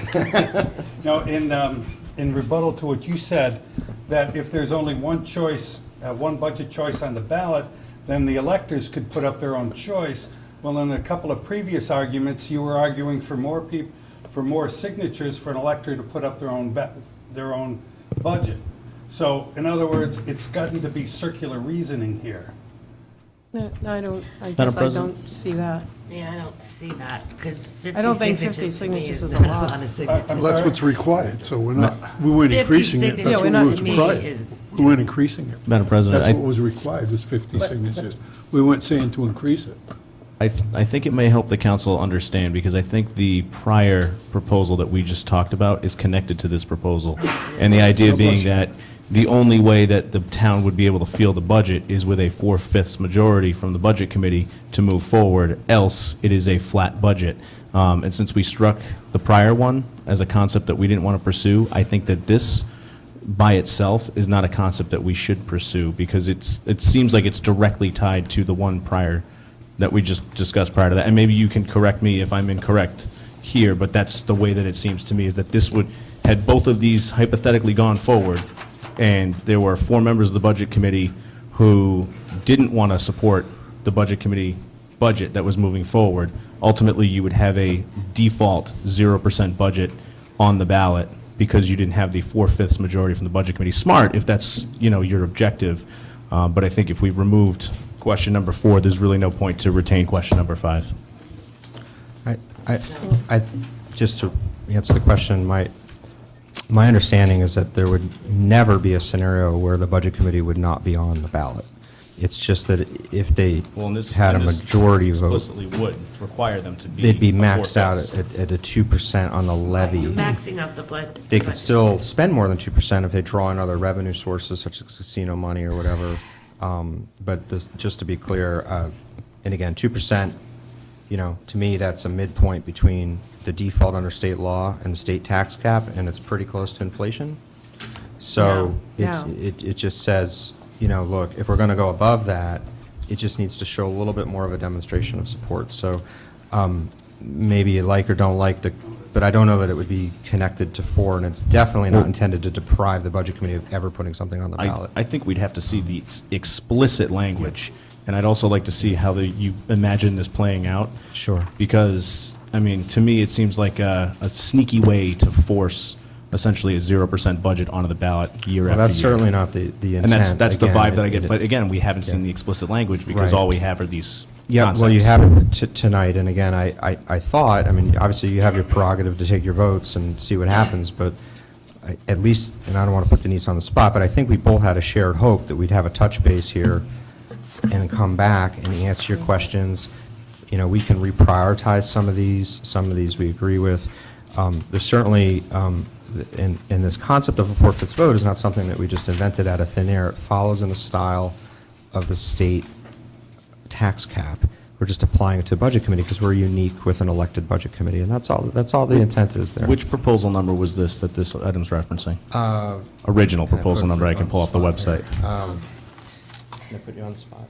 I just want to say I'll that, get you an yes, answer we to did that. have a concept, and maybe that's the way it goes, but I'm not a party of one here, and if the council decides, Yeah. the majority decides this is the way they want to handle it, then it's the way we handle it, so. But noted, but I just wanted to make sure that you heard would be delighted to come back and give you more color on any of these or reprioritize these.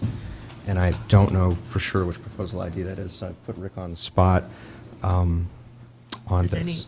Any other questions from the council regarding this? Well, Any comments? I took, well, not having the language, I took this as, this would force the Budget Committee to have close to unanimous agreement to move the budget forward. So it's not a simple If majority. it was higher than 2%, or, On the levy. So, yeah. I'm like, so where are there other cases where we've used 4/5 to make a decision? The 4/5 is the, Is there anything else in the charter where we say it has to be 4/5? just declaring an emergency, I think, is the only Yeah, other. I think that's what it is, The what? declaring an emergency. Just to declare an emergency, which I It's didn't. actually to ratify the emergency, I think. I don't think there's any guiding standard.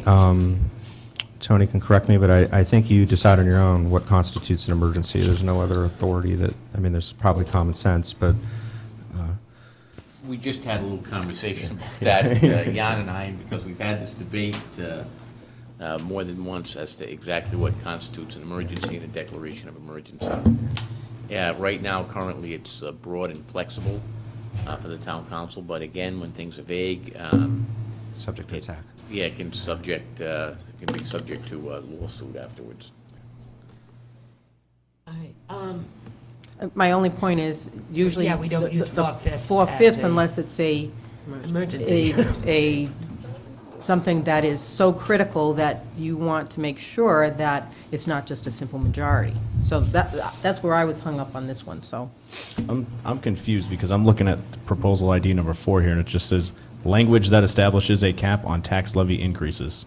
So I'm confused as to where this whole concept came from, and, perhaps having seen the actual language that you guys were thinking, it would be helpful. I'm willing to. Well, take- I don't have any. I wasn't given anything, and quite frankly, I think I'm a little disappointed that the rest of the counselors were excluded apart from, No, I didn't get this till I walked in here. well, I understand, no, that was dropped off, I just, haven't that was even dropped read off this. 30 seconds before you sat All down. right, And that was my This original. really doesn't have this. Yeah, that was my original frustration with this entire process, is that, we, the remaining 6 members of the council, were completely and totally excluded from this particular language. I mean, we didn't even get copies of Well, this. it's 7 members, because I was excluded. Well, but the intent was for you and you alone to have it when Ms. Driggs dropped that off in front of us. She's the one who put it Neither right here nor there, there. and she actually slid it under your agenda, so. Yeah, that's not. Neither here nor there. Let's Yeah, move on. I think we All right, already so what do you- covered that What do you the, think of question 5, the- everyone?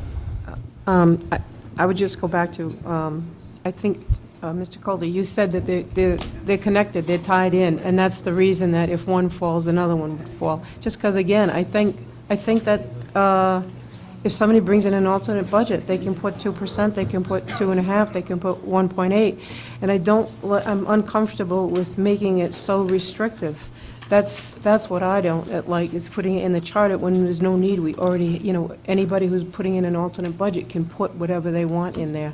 So I don't like that, and I didn't realize about the 4/5, that's more like an emergency. I'd rather never not use that. do that. I like- Yeah, I'd rather not go into the very restrictive stuff with the charter. I guess that's where I'm coming from. And as another fail-safe, we do have if it goes over the 3 point whatever %, then we have to, as a council, have to agree that that's going to go over the percentage. So there is a maximum cap where it gets basically back to the council to say, yeah, well, we really need it, and it goes, and so I think we already have a fail-safe for that high end.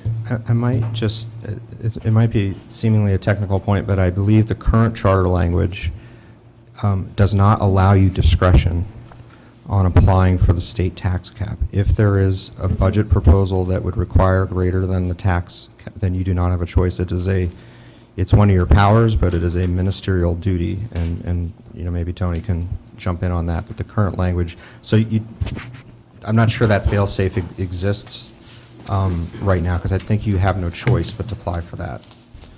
Right, we'd have to apply for it. Right. Go ahead. I don't think this makes sense. I don't think it's necessary, and I do think as long as the FTR exists, and if people are unhappy, they have that option. And I don't want to see the Budget Committee in a long, protracted, drag-out issue if there's not, a supermajority there. So I'm ready to make a motion that we don't continue forward with question 5. Second.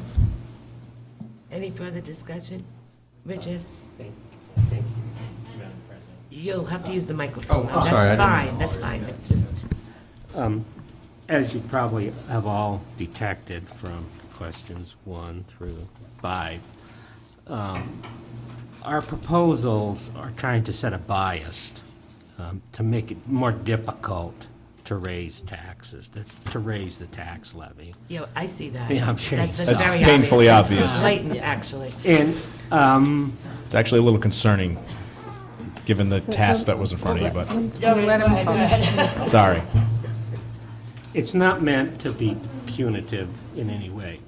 The Budget Committee has an advantage when they get on to the FTR.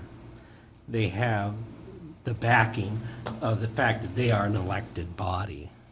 And you've all brought that up, and that's an important issue to recognize, and I think the citizens realize that, yeah, we elected these guys, this is their budget.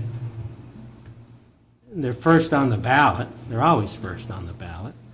So the idea is to make it a little bit more difficult. When you start raising up into the higher tax levies, fine, we want more of a commitment from you, okay? Because you do have an advantage over a elector petition, Can I just address, I gotta say something to that, because all, except for this past budget cycle, and like the first time the FTR was instituted, the petitioner budget has won every single time. So if we're gonna use, except for this year and then the first year. So what that's, sorry if I misconstrued that. So, I mean, if we're going to sit here and we're going to talk about other questions and say, well, past practice shows that, this hasn't really happened before. Well, past practice has definitely shown us that the petitioner budget comes out on top like most of the time. So this to me feels redundant and sort of a waste of a concept. If I might just complete my statement, Madam President.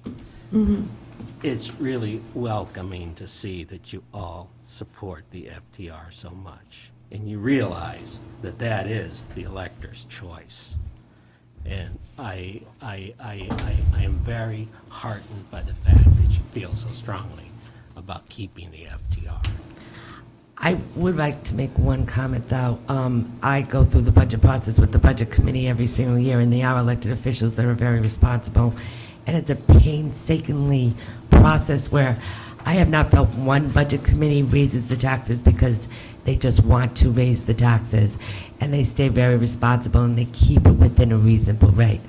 So I almost feel it's insulting to the Budget Committee that I think if it's above 2%, there is a real reason why it's above 2%. These people go through a tremendous amount of work, and I know that they try to save money. They do not try to raise taxes if they don't have to. So anyway, that's just my basic statement, because if I was on the Budget Committee right now, I'd be a little insulted. Well, certainly not to 10. I was, of I course, know, on the but it Budget is a little Committee myself, insulting. and I would just recall, and I can see where you're going with this, but 4/5 is currently the state law, right, for applicable For what? for the I'm state. sorry. Well, I'm just saying, I just want to reinforce that the concept of a 4/5, the concept of requiring a supermajority vote to show that higher, I guess, commitment, the way Rick just said, that is already in practice for the state tax cap. So these concepts of, of course they work hard. We worked hard when I was on the Budget Committee. Of course they work hard. Of course, but that's a concept that already exists, and this just extends that concept to Tiverton, which is very unique in having an elected Budget Committee. So I just wanted to stress that. All right, so I have a motion and a second, I believe. Am I right? You do. Okay, thank you. I have a motion and a second. Any further discussion? All those in favor? Now, question 6 was Madam, recommended by the town solicitor that we do not put that on the ballot because it is, you want to call it Illegal? unlawful or illegal? Unconstitutional, I was going to use, but I didn't know if that was. So does everyone agree with that? Do you want to make a motion for that? I will. I'll make a motion to remove number 6 because it's illegal. second. Would you do me a favor? Sure. Would you put question 9 on there? Absolutely. 6 and 9 together? And there was another one, well, 16 we'll talk about more, and question 20. So 6. 9 and 20. 16? No, 16 we have to talk about it, because part of that is different. And 20. Okay, I'll make a motion that we scratch 6, number 6, question 6, question 9, and question 20 Yep. for their not legal. Second. Or constitutional. Unconstitutional. Unconstitutional. So I have a second? Second. Okay. Any further discussion? All those in favor?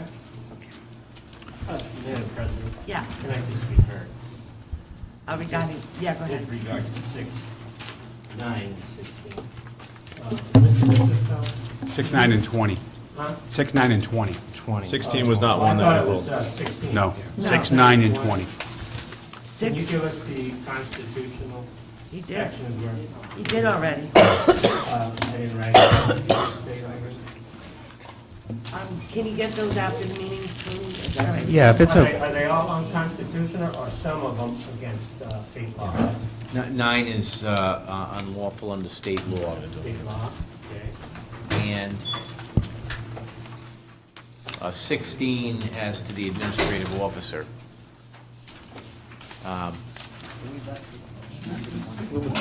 Number 20. Number 20. It was number 20, because 16, part of 16, you didn't Part of 16, that discuss. was one of the ones they brought up. My, But in 20. 20, part of it violates the enabling law for the municipal court. And the other one is That's on. that's the Constitution, or is that state No, law? that's state law. but my understanding was that was an open question you were going to research, so that was. That's, we'll let the council So- get to that, but I just wanted to Yeah. bring to their attention that this is contrary to state law. So number 6 was the only unconstitutional. Right. Yes. In your opinion. It's unconstitutional. In your opinion. You know, I gotta tell you what, I think it's Mr. Coulter's. You know what, he is a lawyer, and I'm not going to start attacking the lawyer here today. If that's what, he gives us advice, he told us that that's what his opinion is, the council agrees with it, and we're going to move forward. Madam President? Yes. Might I suggest, in the interest of time, that we as a council take a look at the remaining questions and operate similar to how we would with a consent agenda, and specifically notate the ones we'd like to talk about, and then we could maybe pull the remaining ones that we're not interested in further discussing, rather than drag this out, because it seems like we're taking a lot of time on each one, and there's a lot of back and forth, and this is good dialogue and discussion, but I want to make sure that the ones we are interested in moving forward with, we actually get those questions addressed. Is there any that you want to move forward? I'm going to, I have ones that I have questions about that I don't really understand. So, I mean, the next question, I don't understand the second part of question 7, where it says the town treasurer shall not authorize any related payment that exceeds the annual total cost as published prior to collective bargaining agreement approval. What does that mean? Sorry, I don't get it. Sure, no, I understand. So the idea here, and again, this 2% number, I think I've already commented on, that seemed to be a number that had some purchase being between the default under state law and the state tax cap, plus it's tied to inflation. But the idea here is that to add a little more meaningfulness to the fiscal impact statements, which are required by our charter. I think that was an addition of one of the prior charter review commissions, and I don't think it made the top 20, but hopefully we can come back and talk about 21 through 40. I think it made the top 40 of expanding the length from 3 days to 30 days. But the idea here is to really make those impact statements be meaningful, and therefore the treasurer can't disperse funds that are contra to those fiscal impact statements. There'd have to be a new one. Why does So that would be the happen? idea. Yeah. Why, that wouldn't, she couldn't do that. The concern that was raised is that the... What proposal ID? Rick, thank you. Just be on the ready for all these.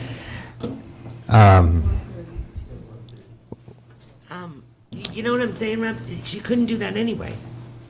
No, I don't know about that. I think that right now the fiscal impact statement is sort of a good faith informational requirement, but the concern is that in actuality, those statements may not be accurate. So that's the theory behind those, is to really make sure that those fiscal impact statements are full and complete, and really have a proper and transparent vetting, and that's the rationale for the second part. This is 7? We're talking about 7? Yeah, it's about 7. At the bottom of 7. Way at the bottom of 7, Jones. The part about the treasurer. So it says, Third one from the and, bottom. that the town treasurer shall not authorize any related payment that exceeds the annual total cost.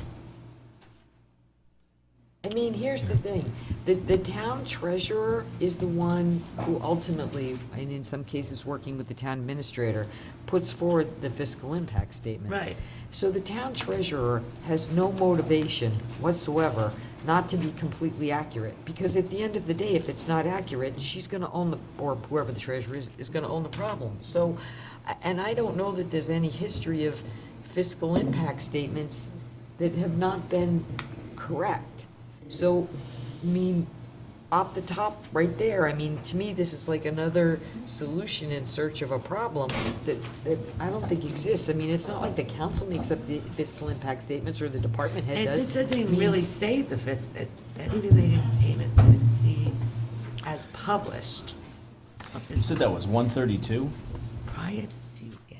I don't get I it. think the bullseye is won by the town administrator. I could be wrong about that, to actually publish those fiscal impact statements. Yeah, but he works with the town With the treasurer. town treasurer. is the Right. one that put all the figures Well, together. Yeah, As and- custom and I've been practice. there for Right. impact statements. And the treasurer would have no interest in not having really accurate information, because ultimately, the treasurer is the one that's gonna have to live with that information. I mean, they're gonna own that. That goes for all of us. Right. Well, all of us would have to live with it, and I think our impact statements have always been transparent. I don't. Well, what if your healthcare costs go up? Right. So now your impact statement a week later is gonna be. Or down, or even down, Or because sometimes up or we find out down. they go down.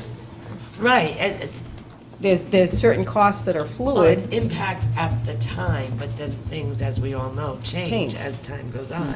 So maybe that's why it doesn't appear transparent, because something changes, but it's nothing, They could go from a Right. single to a family plan because they got married in the, right. so I'm confused. So, and as far as the rest of it goes, I mean, the council has to vote in public Yeah. to ratify a Right. collective bargaining agreement. we Anyway, do. that's the law, so. And we do. We already do.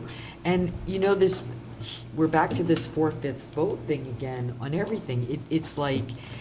And it's also, it says the full town council, so sometimes, because of vacations or sickness, Or you don't or get a someone's full not town here. council. So if you can't ratify a contract with a 4/5 vote, then what happens? You go to binding arbitration because now you can't, I mean, which is the worst, most expensive way to settle a contract I can think of. It'll cost more than 2%. I mean, again, if people don't like how the elected officials vote, then the solution is not to vote for us again. But trying to, hamstring elected boards and commissions, I mean, can you imagine if we went to the Charter Review Commission and said, you can't put a single proposal forward to us unless you get a 4/5 majority? I mean, that's just, it isn't. I do understand the state of emergency, it's a big deal, it's a big thing, you don't want to do that lightly. But all the rest of these things feel like, it just feels like overly restrictive and setting us on a path where we're not going to be able to make decisions. And in many cases, the alternative, if we can't make a decision, like binding arbitration, is really bad. So frankly, I'd make a motion on this one too, to pass it. So, does this include, this is specifically for the town, what about the schools? It's just us. It's just us. So we get the restriction, And the but, schools don't. and the Yeah. schools don't. It's just us. But we're still doing bargaining. All right, so I have a motion and a second. All those in favor? Questions? Joe?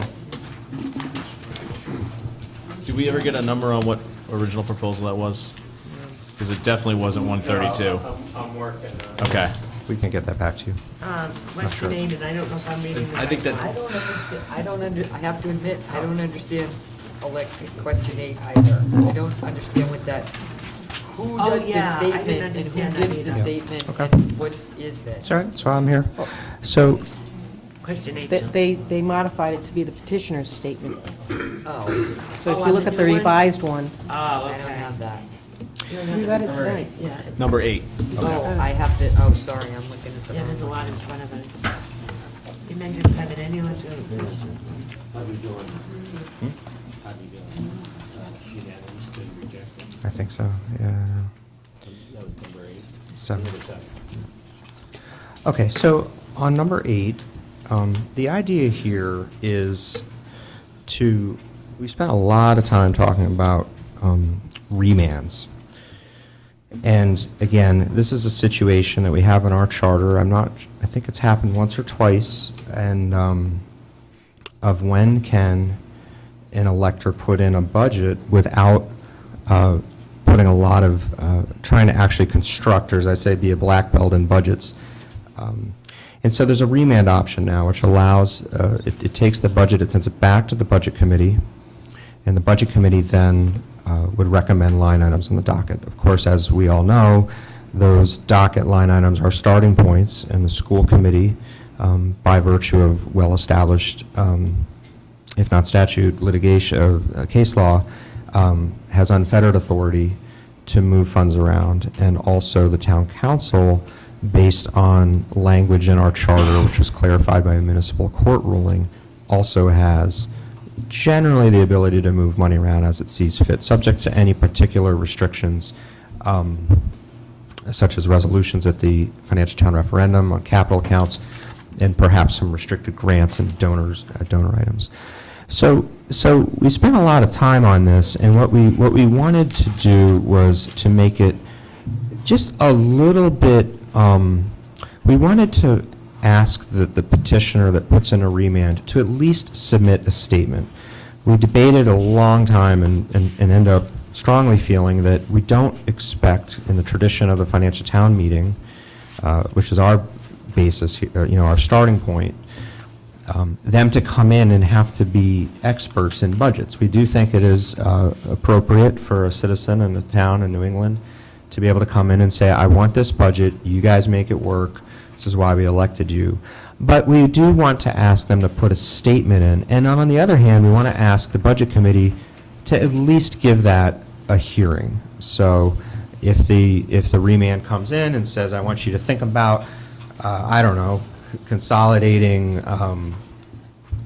the tax assessor's office with the tax collector's office. You guys think about it. It forces the petitioner to sort of say what was on their mind, so that you're not just, now there is the financial town hearing, which they have the opportunity to come in and defend their budget, and one would presume if they don't do that, they're not likely to prevail. And then on the other hand, it does ask the Budget Committee to, at least in a public forum, have that debate. So it doesn't seem like a dramatic change, and I could understand if this doesn't make a top 10 list perhaps, but I did want to explain where we were coming from that on this idea of a remand. Madam President. But this would require another public hearing. It would, only in the remand. There's a separate, if you permit me to just jump to budget 10, because it is, a lot of these are connected. Question 10, I don't understand at all. Okay, so question 10, again, this is in response to, I want to say, 2 non-commissioner requests that we want to make sure, let me just, if you can permit me to just monologue on that for a second. So the financial town hearing is great, and I'm a big fan of it, and I think that's a great thing, that people have like time before they vote to have their debate, and they're not forced to make this on-the-spot decision like the financial town meeting. The feature with the financial town hearing is that at that point in time, the ballot is set.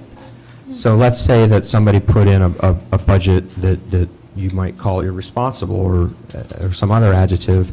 You've got a chance to argue that out at the financial town hearing, and that's great, but you really can't change it from being on the ballot, and we're all about ballot access. So what this does, I'm sorry. Yeah. I was just going to say, that the Budget Committee's meetings are all open meetings and they allow public comment, right?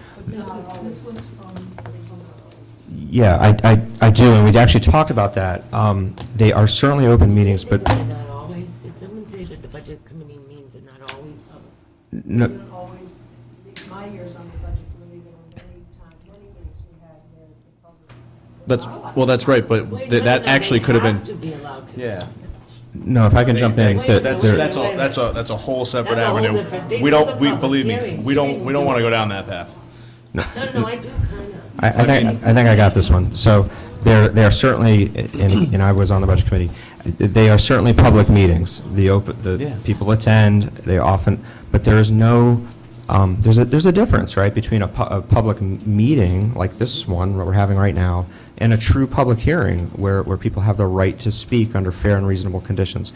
This would require the Budget Committee to make sure that they have at least one public hearing before they finalize their work.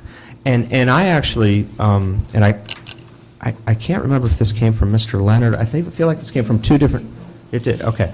And I said, well, you know, you guys can hold public hearings whenever you want, and in many cases they do.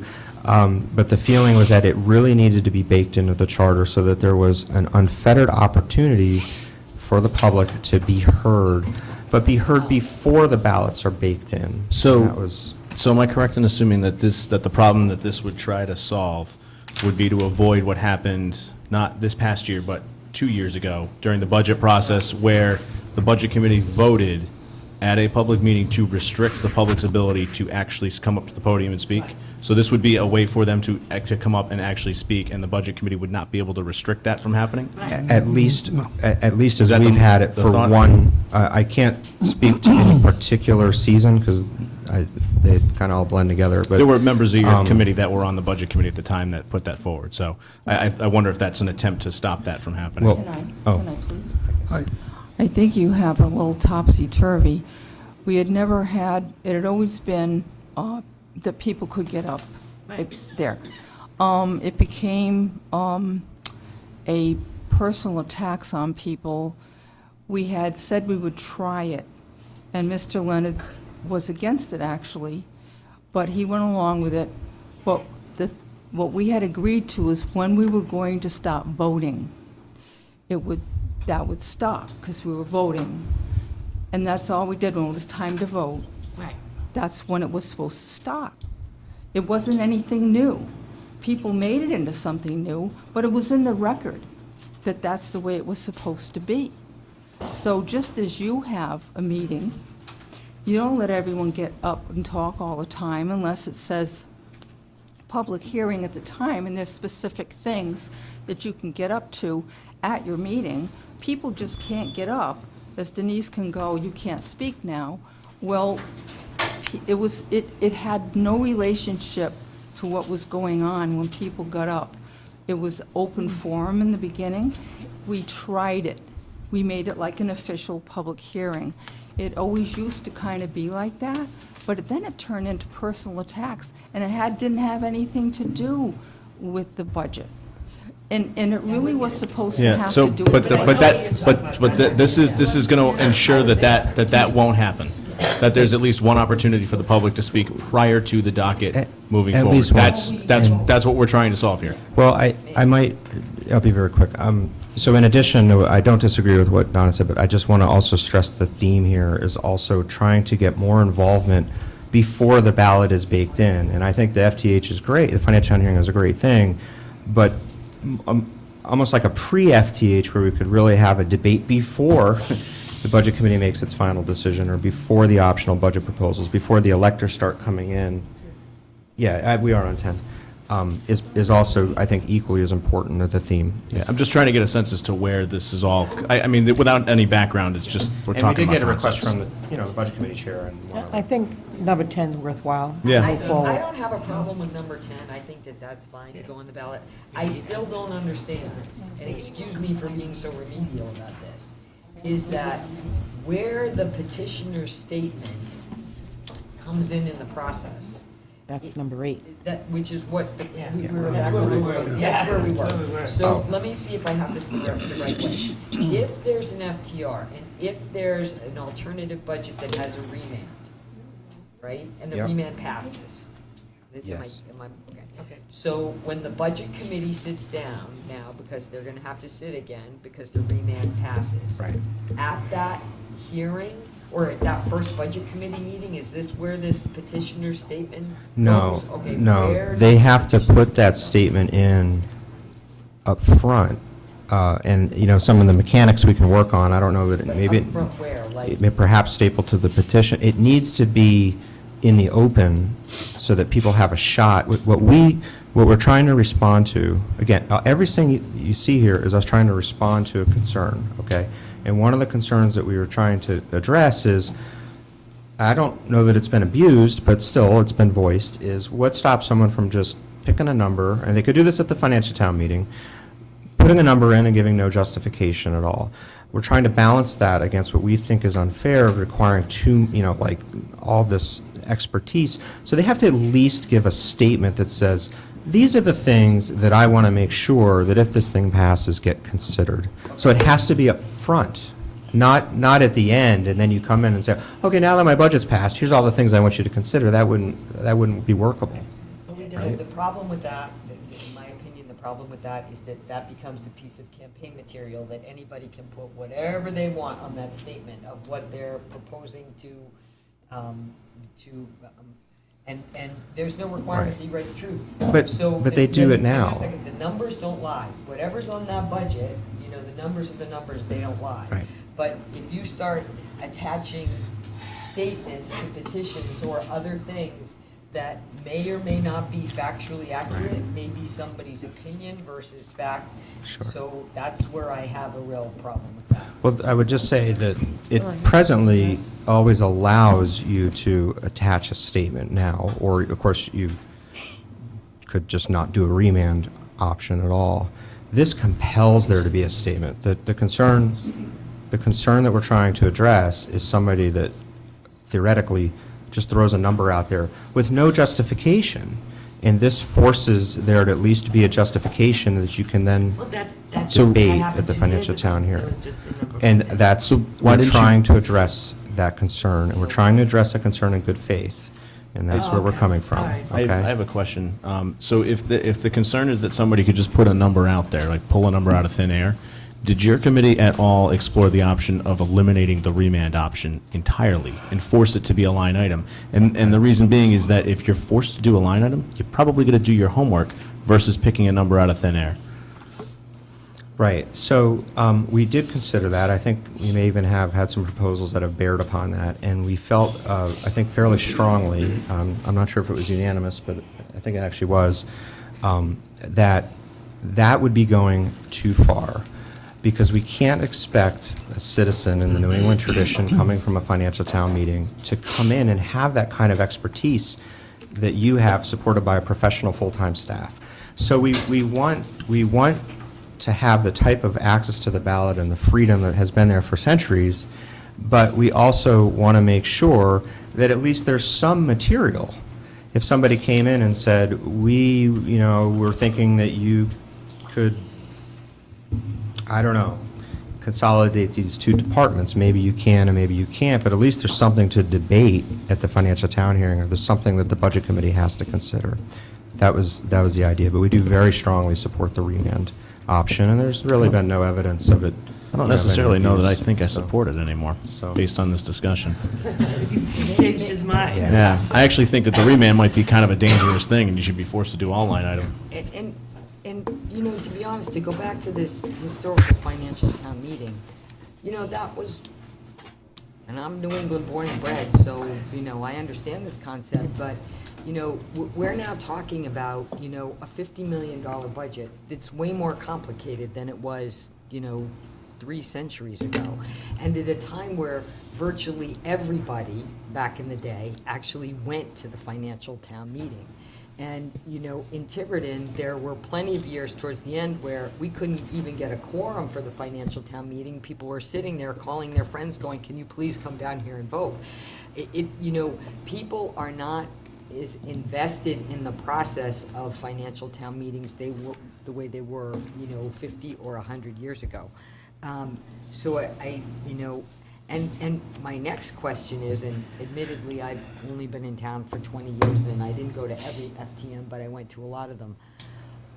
I don't remember people standing up and just throwing out a final budget number. My experience at the FTM is that people would get up and make a suggestion about a specific number. We should increase this by this number, or we should cut that by this number. I don't ever remember somebody just ever standing up and going, bottom line, here's the number. I don't. I believe they have.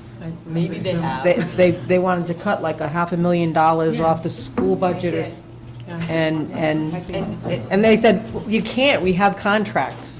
Yeah. So if they did it go anywhere? That's my 5 votes. Thank you. I was there. Yeah. Thank you very much. Yeah. Thank you very much is what we said, too. Sally, be nice. And maybe, but, the bigger point is the roots of, I'm all for you know, the concept in New England of the voters having a certain amount of self-determination over the budget. But, you know, this is 2018 and things are a lot more complicated, the budgets are a lot bigger, and it's a lot harder to get the same level of participation. So I don't think saying, well, this is how it was 300 years ago automatically applies to in every single case. So I have to admit, I'm not crazy now about number 8 based on what I'm seeing there. You know, I have to add, actually, I'm sorry, Joan, you were going to speak. Well, it's trying to add some more documentation to what they present with the remand. So if the statement is required at the time it's filed, at the time they bring the proposal in, then at least you have something documented that you can say, okay, this is not going to work, that's not going to work, that's not going to work. So I'm like, well, why not have more documentation? If they're putting forth a remand option and they want to reduce it by $250,000, let them come up with ideas with that $250,000 is going to come out of, or... Wouldn't that just be like itemizing it then, going, because that's what they're going to do, right? They're going to say, I think supplies should be cut 10% or blah, blah, blah, blah, blah. Right. So it's almost just like going down the whole thing, really. Well, I think the difference here is Not- that it's forcing the budget committee to It's consider really- whatever's on that paper. Well, it's a suggestion, you're saying. Yeah, I'd wanna I see the think language. it forces, you know, how meaningful of a deliberation that is. You know, I couldn't say. I mean, I think they have to have a public hearing and give it a good faith conversation, but, you know, I think it just, it at the same time, it puts a little more burden on the petitioner.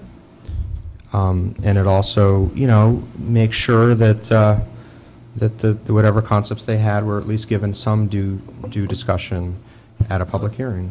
So it I don't really know. isn't a remand. It is, but it isn't. Well, the thing It's is, a It's a semi. remand It's a without semi. suggestion. Right, It's with an explanation. right. And, you know, if you say, oh, no, we don't want remand, we're just gonna go with a line item. Well, a line item is easy. You just go through and subtract Right. whatever numbers you need from whatever lines you want. Right. Till you add the number, and voila, there you are, right?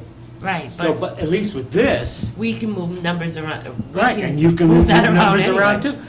But at least with this, that petitioner has to come up with a line of logic, a critical argument, and if he can't, it'll be painfully obvious at the hearing. I have a question on that. So I get the sense from, you know, the discussions here tonight that you guys are very in tune with accountability, right? Accountability for those making financial decisions, accountability for the budget committee. Was there any discussion at all looking at accountability for ultimately the voter who's putting this forward? Because what I'm hearing here tonight is this argument that, hey, if Joe Schmo wants to put forward a number, let him do it, and there needs to be a little bit of accountability, but ultimately, if the town's saddled with doing this, moving money around and, maybe borderline receivership, that's totally fine. There's no issue there. But, as long as we let Joe, write his little statement and stick it in with the budget, he can do whatever the heck he wants. That's kind of Not what I'm this hearing Joe. tonight. Not this Not Joe. Joe Perry, Joe Schmo, a fictitious voter in the town of Tiverton. I was with you. This is like line item light, which I'm not really sure makes Line sense. item what? Line Yeah. item light, like it's like, All right, it's sort of a line item, but it's not really. Well, if I could just respond to the question, and thematically too, one of the themes we've talked about, and believe me, and all 7 or 8 behind me will tell you, I have asked over and over and over again this question: what is the question what is the problem we're trying to solve? So believe me, we hold ourselves. Another thing we talk about are sort of baby steps. So we definitely, even things like changing the size of the planning board or budget committee from 9 to 5, small steps are generally sort of the flavor. Now, on the question, I don't know about receivership. I don't think that's going to happen, but we did talk a little bit about this question of accountability. I'm just one person, but I threw out the idea of what if that petitioner was compelled to attend the financial town hearing, and perhaps compelled to attend this whatever you would call it, but this formal public hearing that the Budget Committee should have. And I don't know that I don't think I carried the day with that, but we thought a lot about, to your question on accountability on the petitioner, was it too much to ask them to, and if you thought that had some merit, I would probably take another shot at that and say, if you're going to go to the trouble, it's a balance. I want access to the ballot, but we want it to be serious. So if you're going to go to the trouble of putting in a budget on a $50 million budget, which I agree, then is it too much to ask for you to show up to one of these Budget Committee hearings? Well, what I really meant by accountability for the budget, like all of these questions have sought to address, we want to prevent taxes going up, right? We don't want these rogue people who are, were elected, every 2 years to come in here and increase our taxes. Well, that doesn't say that, but but- that's essentially the vibe I'm getting. But what I'm saying is where's the accountability on the downside, right? What is to protect the town and the rest of the voters from a rogue voter coming forward, picking a number out of the sky that puts the town into serious financial jeopardy? I understand. Because I haven't seen anything in here to do that and put guide rails on that process, and that's a little concerning to me. Well, so I'll yield to Rick in just a second, but the guardrails there are, first of all, they're the same guardrails, but better that we had at the financial town meeting. So again, if you are not a fan of the financial town meeting or the financial town referendum, and I know that not all 7 of you are, and I understand that, and I respect that, then no answer I can give you will fully satisfy you. There will always be some type of a possibility. And if for some reason, a hurricane comes blasting up Secaucus Bay and we need to, we're a couple million in the hole, that's why we have reserves, that's why we have emergencies, you can declare an emergency, that's why we have special financial town referendum. And I actually happen to think, I don't know if Tony would agree, that the treasurer has inherent authority to borrow money to meet an emergency, with or without the voters' approval or yours. He can opine on that, maybe he doesn't agree. But there are protections, there are definitely reasons that can happen, and even on legal issues. You settle lawsuits all the time that may or may not be in the budget. There's Carrillo actions. There are a lot of guardrails. Setting all that aside, there's also the practical guardrails, and why the financial town referendum is so much better than the FTM is because you have the advance notice. So you have the financial town hearing. You have whatever it is, 28 days of advanced debate and vibrant discussion. And that is why we just haven't seen any abuses. Now, there may be some, what in your opinion might have been close calls, but I think this last FTR was a really pretty good example. I mean, there were 2 pretty good faith budgets on there, and it was a relatively close vote, and all is well and good in the world. So I don't think there's a real risk of just wholesale, but we did want to ask a little bit more, particularly as I'm trying to say, lower the signature count, to require just a little bit more so that we have an idea of what we're talking about at a financial town hearing. I probably went on too long. Did I miss anything? Did you want to? I'm not a lawyer, so I don't use as many words. I'm not a lawyer either. That's this guy. Your question, as I understood it, John, was what protects the town government? I think that's, I'm really abstracting pretty up high. I wouldn't say what protects town government. I would say what protects those who are not involved in the process, right? Because this FTR process takes place like in the middle of May, okay? There's really not a high level of voter turnout. This year was obviously a little bit different. So the people who are typically engaged in the electoral process every 2 years, when they go and they elect the budget committee, some of the budget committee members, when they elect the town council, the clerk, so on and so forth, those people are essentially underrepresented in the FTR process. Would you not agree? And what I mean is, what protects those people? What protects the town employees? No, what protects those people who they assume when they go to the ballot box every 2 years to elect a town council, in their mind they think because they're not involved in government, they're not lawyers, they don't use so many big words, right?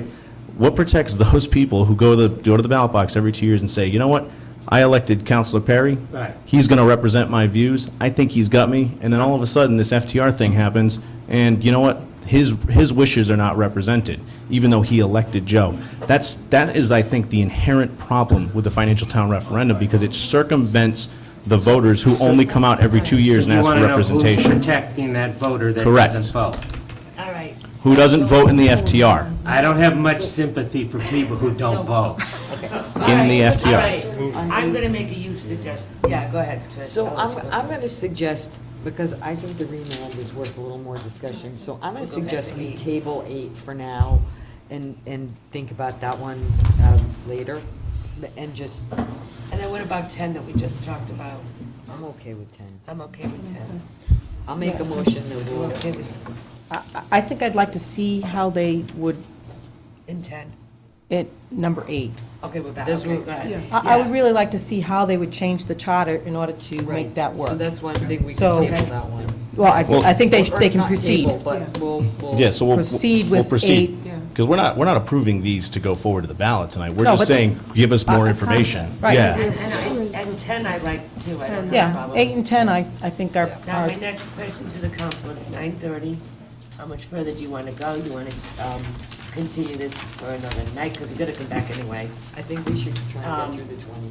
I do, just because the time. Well, I can't. Well, I can help you out with that real quick. Could I say, I can't. could I I say? can't stay much. I'm sorry to interrupt, but if we could just hit 11, we have a nice break point, because the first 11 are all like finance, budget stuff. And then what I was going to also suggest, um, that while you take the week, whenever we do it next week, everyone look at 20 through 40, and if there's any you like in there, you want to discuss it in there, then we can do that too, instead of going through all of the 40s. But if there's a couple in there that I would like to discuss, and I think that's options. and just another item on number 8.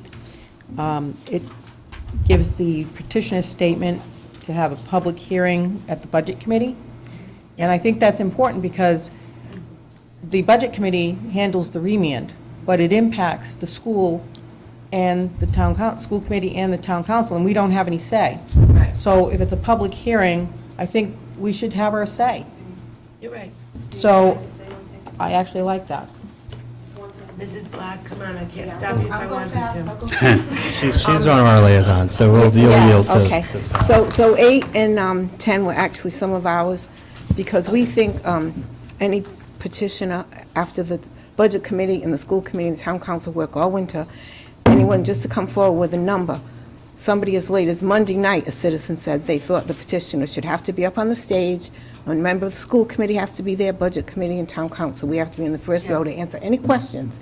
So that person's putting forth a budget, so they should have to be there too. So then the debate went back and forth, and they said, okay, well, maybe they don't think they should have to be there because you'd have to know so much about it, but at least have a statement. So that was one of ours. And number 10 is also one of ours, because picture, we all show up at the town hearing, the public hearing, which I call a make-believe public hearing, because everything's printed, everything's decided. You could come up with the best idea in the world, you could save the town $1 million that night, and it can't change because everything's going forward. That's why you want that other Well, it also has public to do hearing. with timelines, right? I know, but so they were trying to rearrange the schedule so that there could be that public hearing with the Budget Committee in case we're not allowed to talk, and also so that petitioner could at least have a statement, so we know what we're looking at. Okay, so All that right, was, we're gonna revisit it that was tonight, 2 of and the we'll school go. committees, and then, Sure. I think we should just move forward with 11 too and explore Yeah, that I more, agree. that option more. I'll throw 12 in the lump too. Wait a minute. I just gotta refresh myself. It's a little technical, so I might need to put a little color on it. Remanded, just going to go over them again. Okay.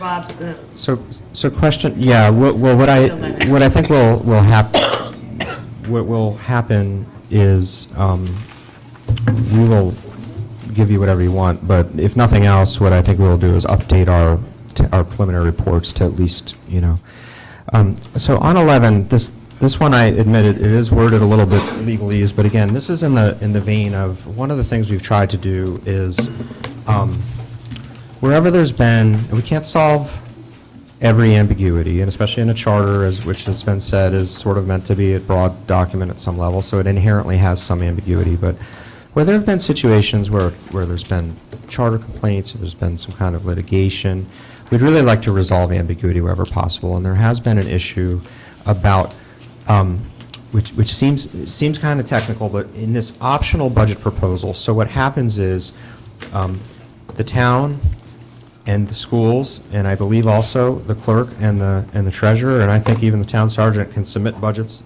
pour them all into the budget committee. The budget committee does its thing, pops out a budget. Now we're in the process of where the town council and the school committee have the option of putting in budgets. And what gets a little fuzzy, I mean, I think if you read it enough times, there's an answer, but just sort of like, like, well, wait a second, if the school committee puts a budget in, well, what numbers do we use on the municipal side, and how do we get the two bodies to cooperate? So we're trying to solve, so to answer the question of, we're not finding solutions, chasing problems. The problem we're trying to solve is how do the two bodies know which numbers to use? Secondly, and believe me, we really debated this, is there's this natural tension, and I think you spoke to it earlier, of this is a $50+ million budget, but as with all budgets, we're always working with imperfect information. They're state estimates. We don't know when revenues are coming. We don't know when casinos are going to open. You just don't know. So you do the best you can, just like everybody else in the world at budgets. But at some point, you have to draw the line. And so it can actually happen where, let's say, the town administrator puts forward revenue estimates, or the school committee puts forward estimates, and just in that period of time, even though it might only be 2 weeks, they might get new information. They might get better information. They might have got no new information, but decided to. So this removes constraints. So And they can change their they budget can at change the their last numbers. minute. Now, I'll be, to make sure I'm representing both sides of this, there was a lot of concern that the Budget Committee, who is elected and we think is a very important feature of our process, has put in a lot of work. And at some point, you have to ask people to sort of like, what are the numbers? And we can't have you sort of, I'm not saying this would be the intent, but we just, we want people to put their very best work in when they really hit send to the Budget Committee, so the Budget Committee is doing their best work with the best numbers. And this was not I don't know if this was a unanimous vote on this one, but the majority of the commission felt that it's better to allow the town council and the school board to be able to put in updated numbers. And so it does two things. It clarifies what happens. And now one last technical point. There still can only be one optional budget proposal, okay? So you can't have a town council and a school like there's the budget committee proposal, and then there is either a town council and a school committee, or both. They have to coordinate. And then there's the possibility of electric petitions.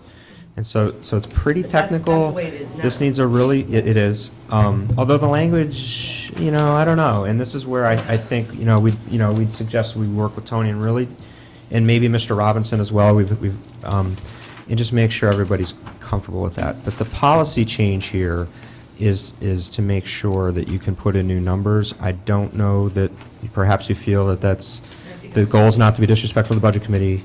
The goal is just to get the best data that we can from the time, because at the end of the day, the voters still make the call, and they'll still have the opportunity to debate the financial town hearing.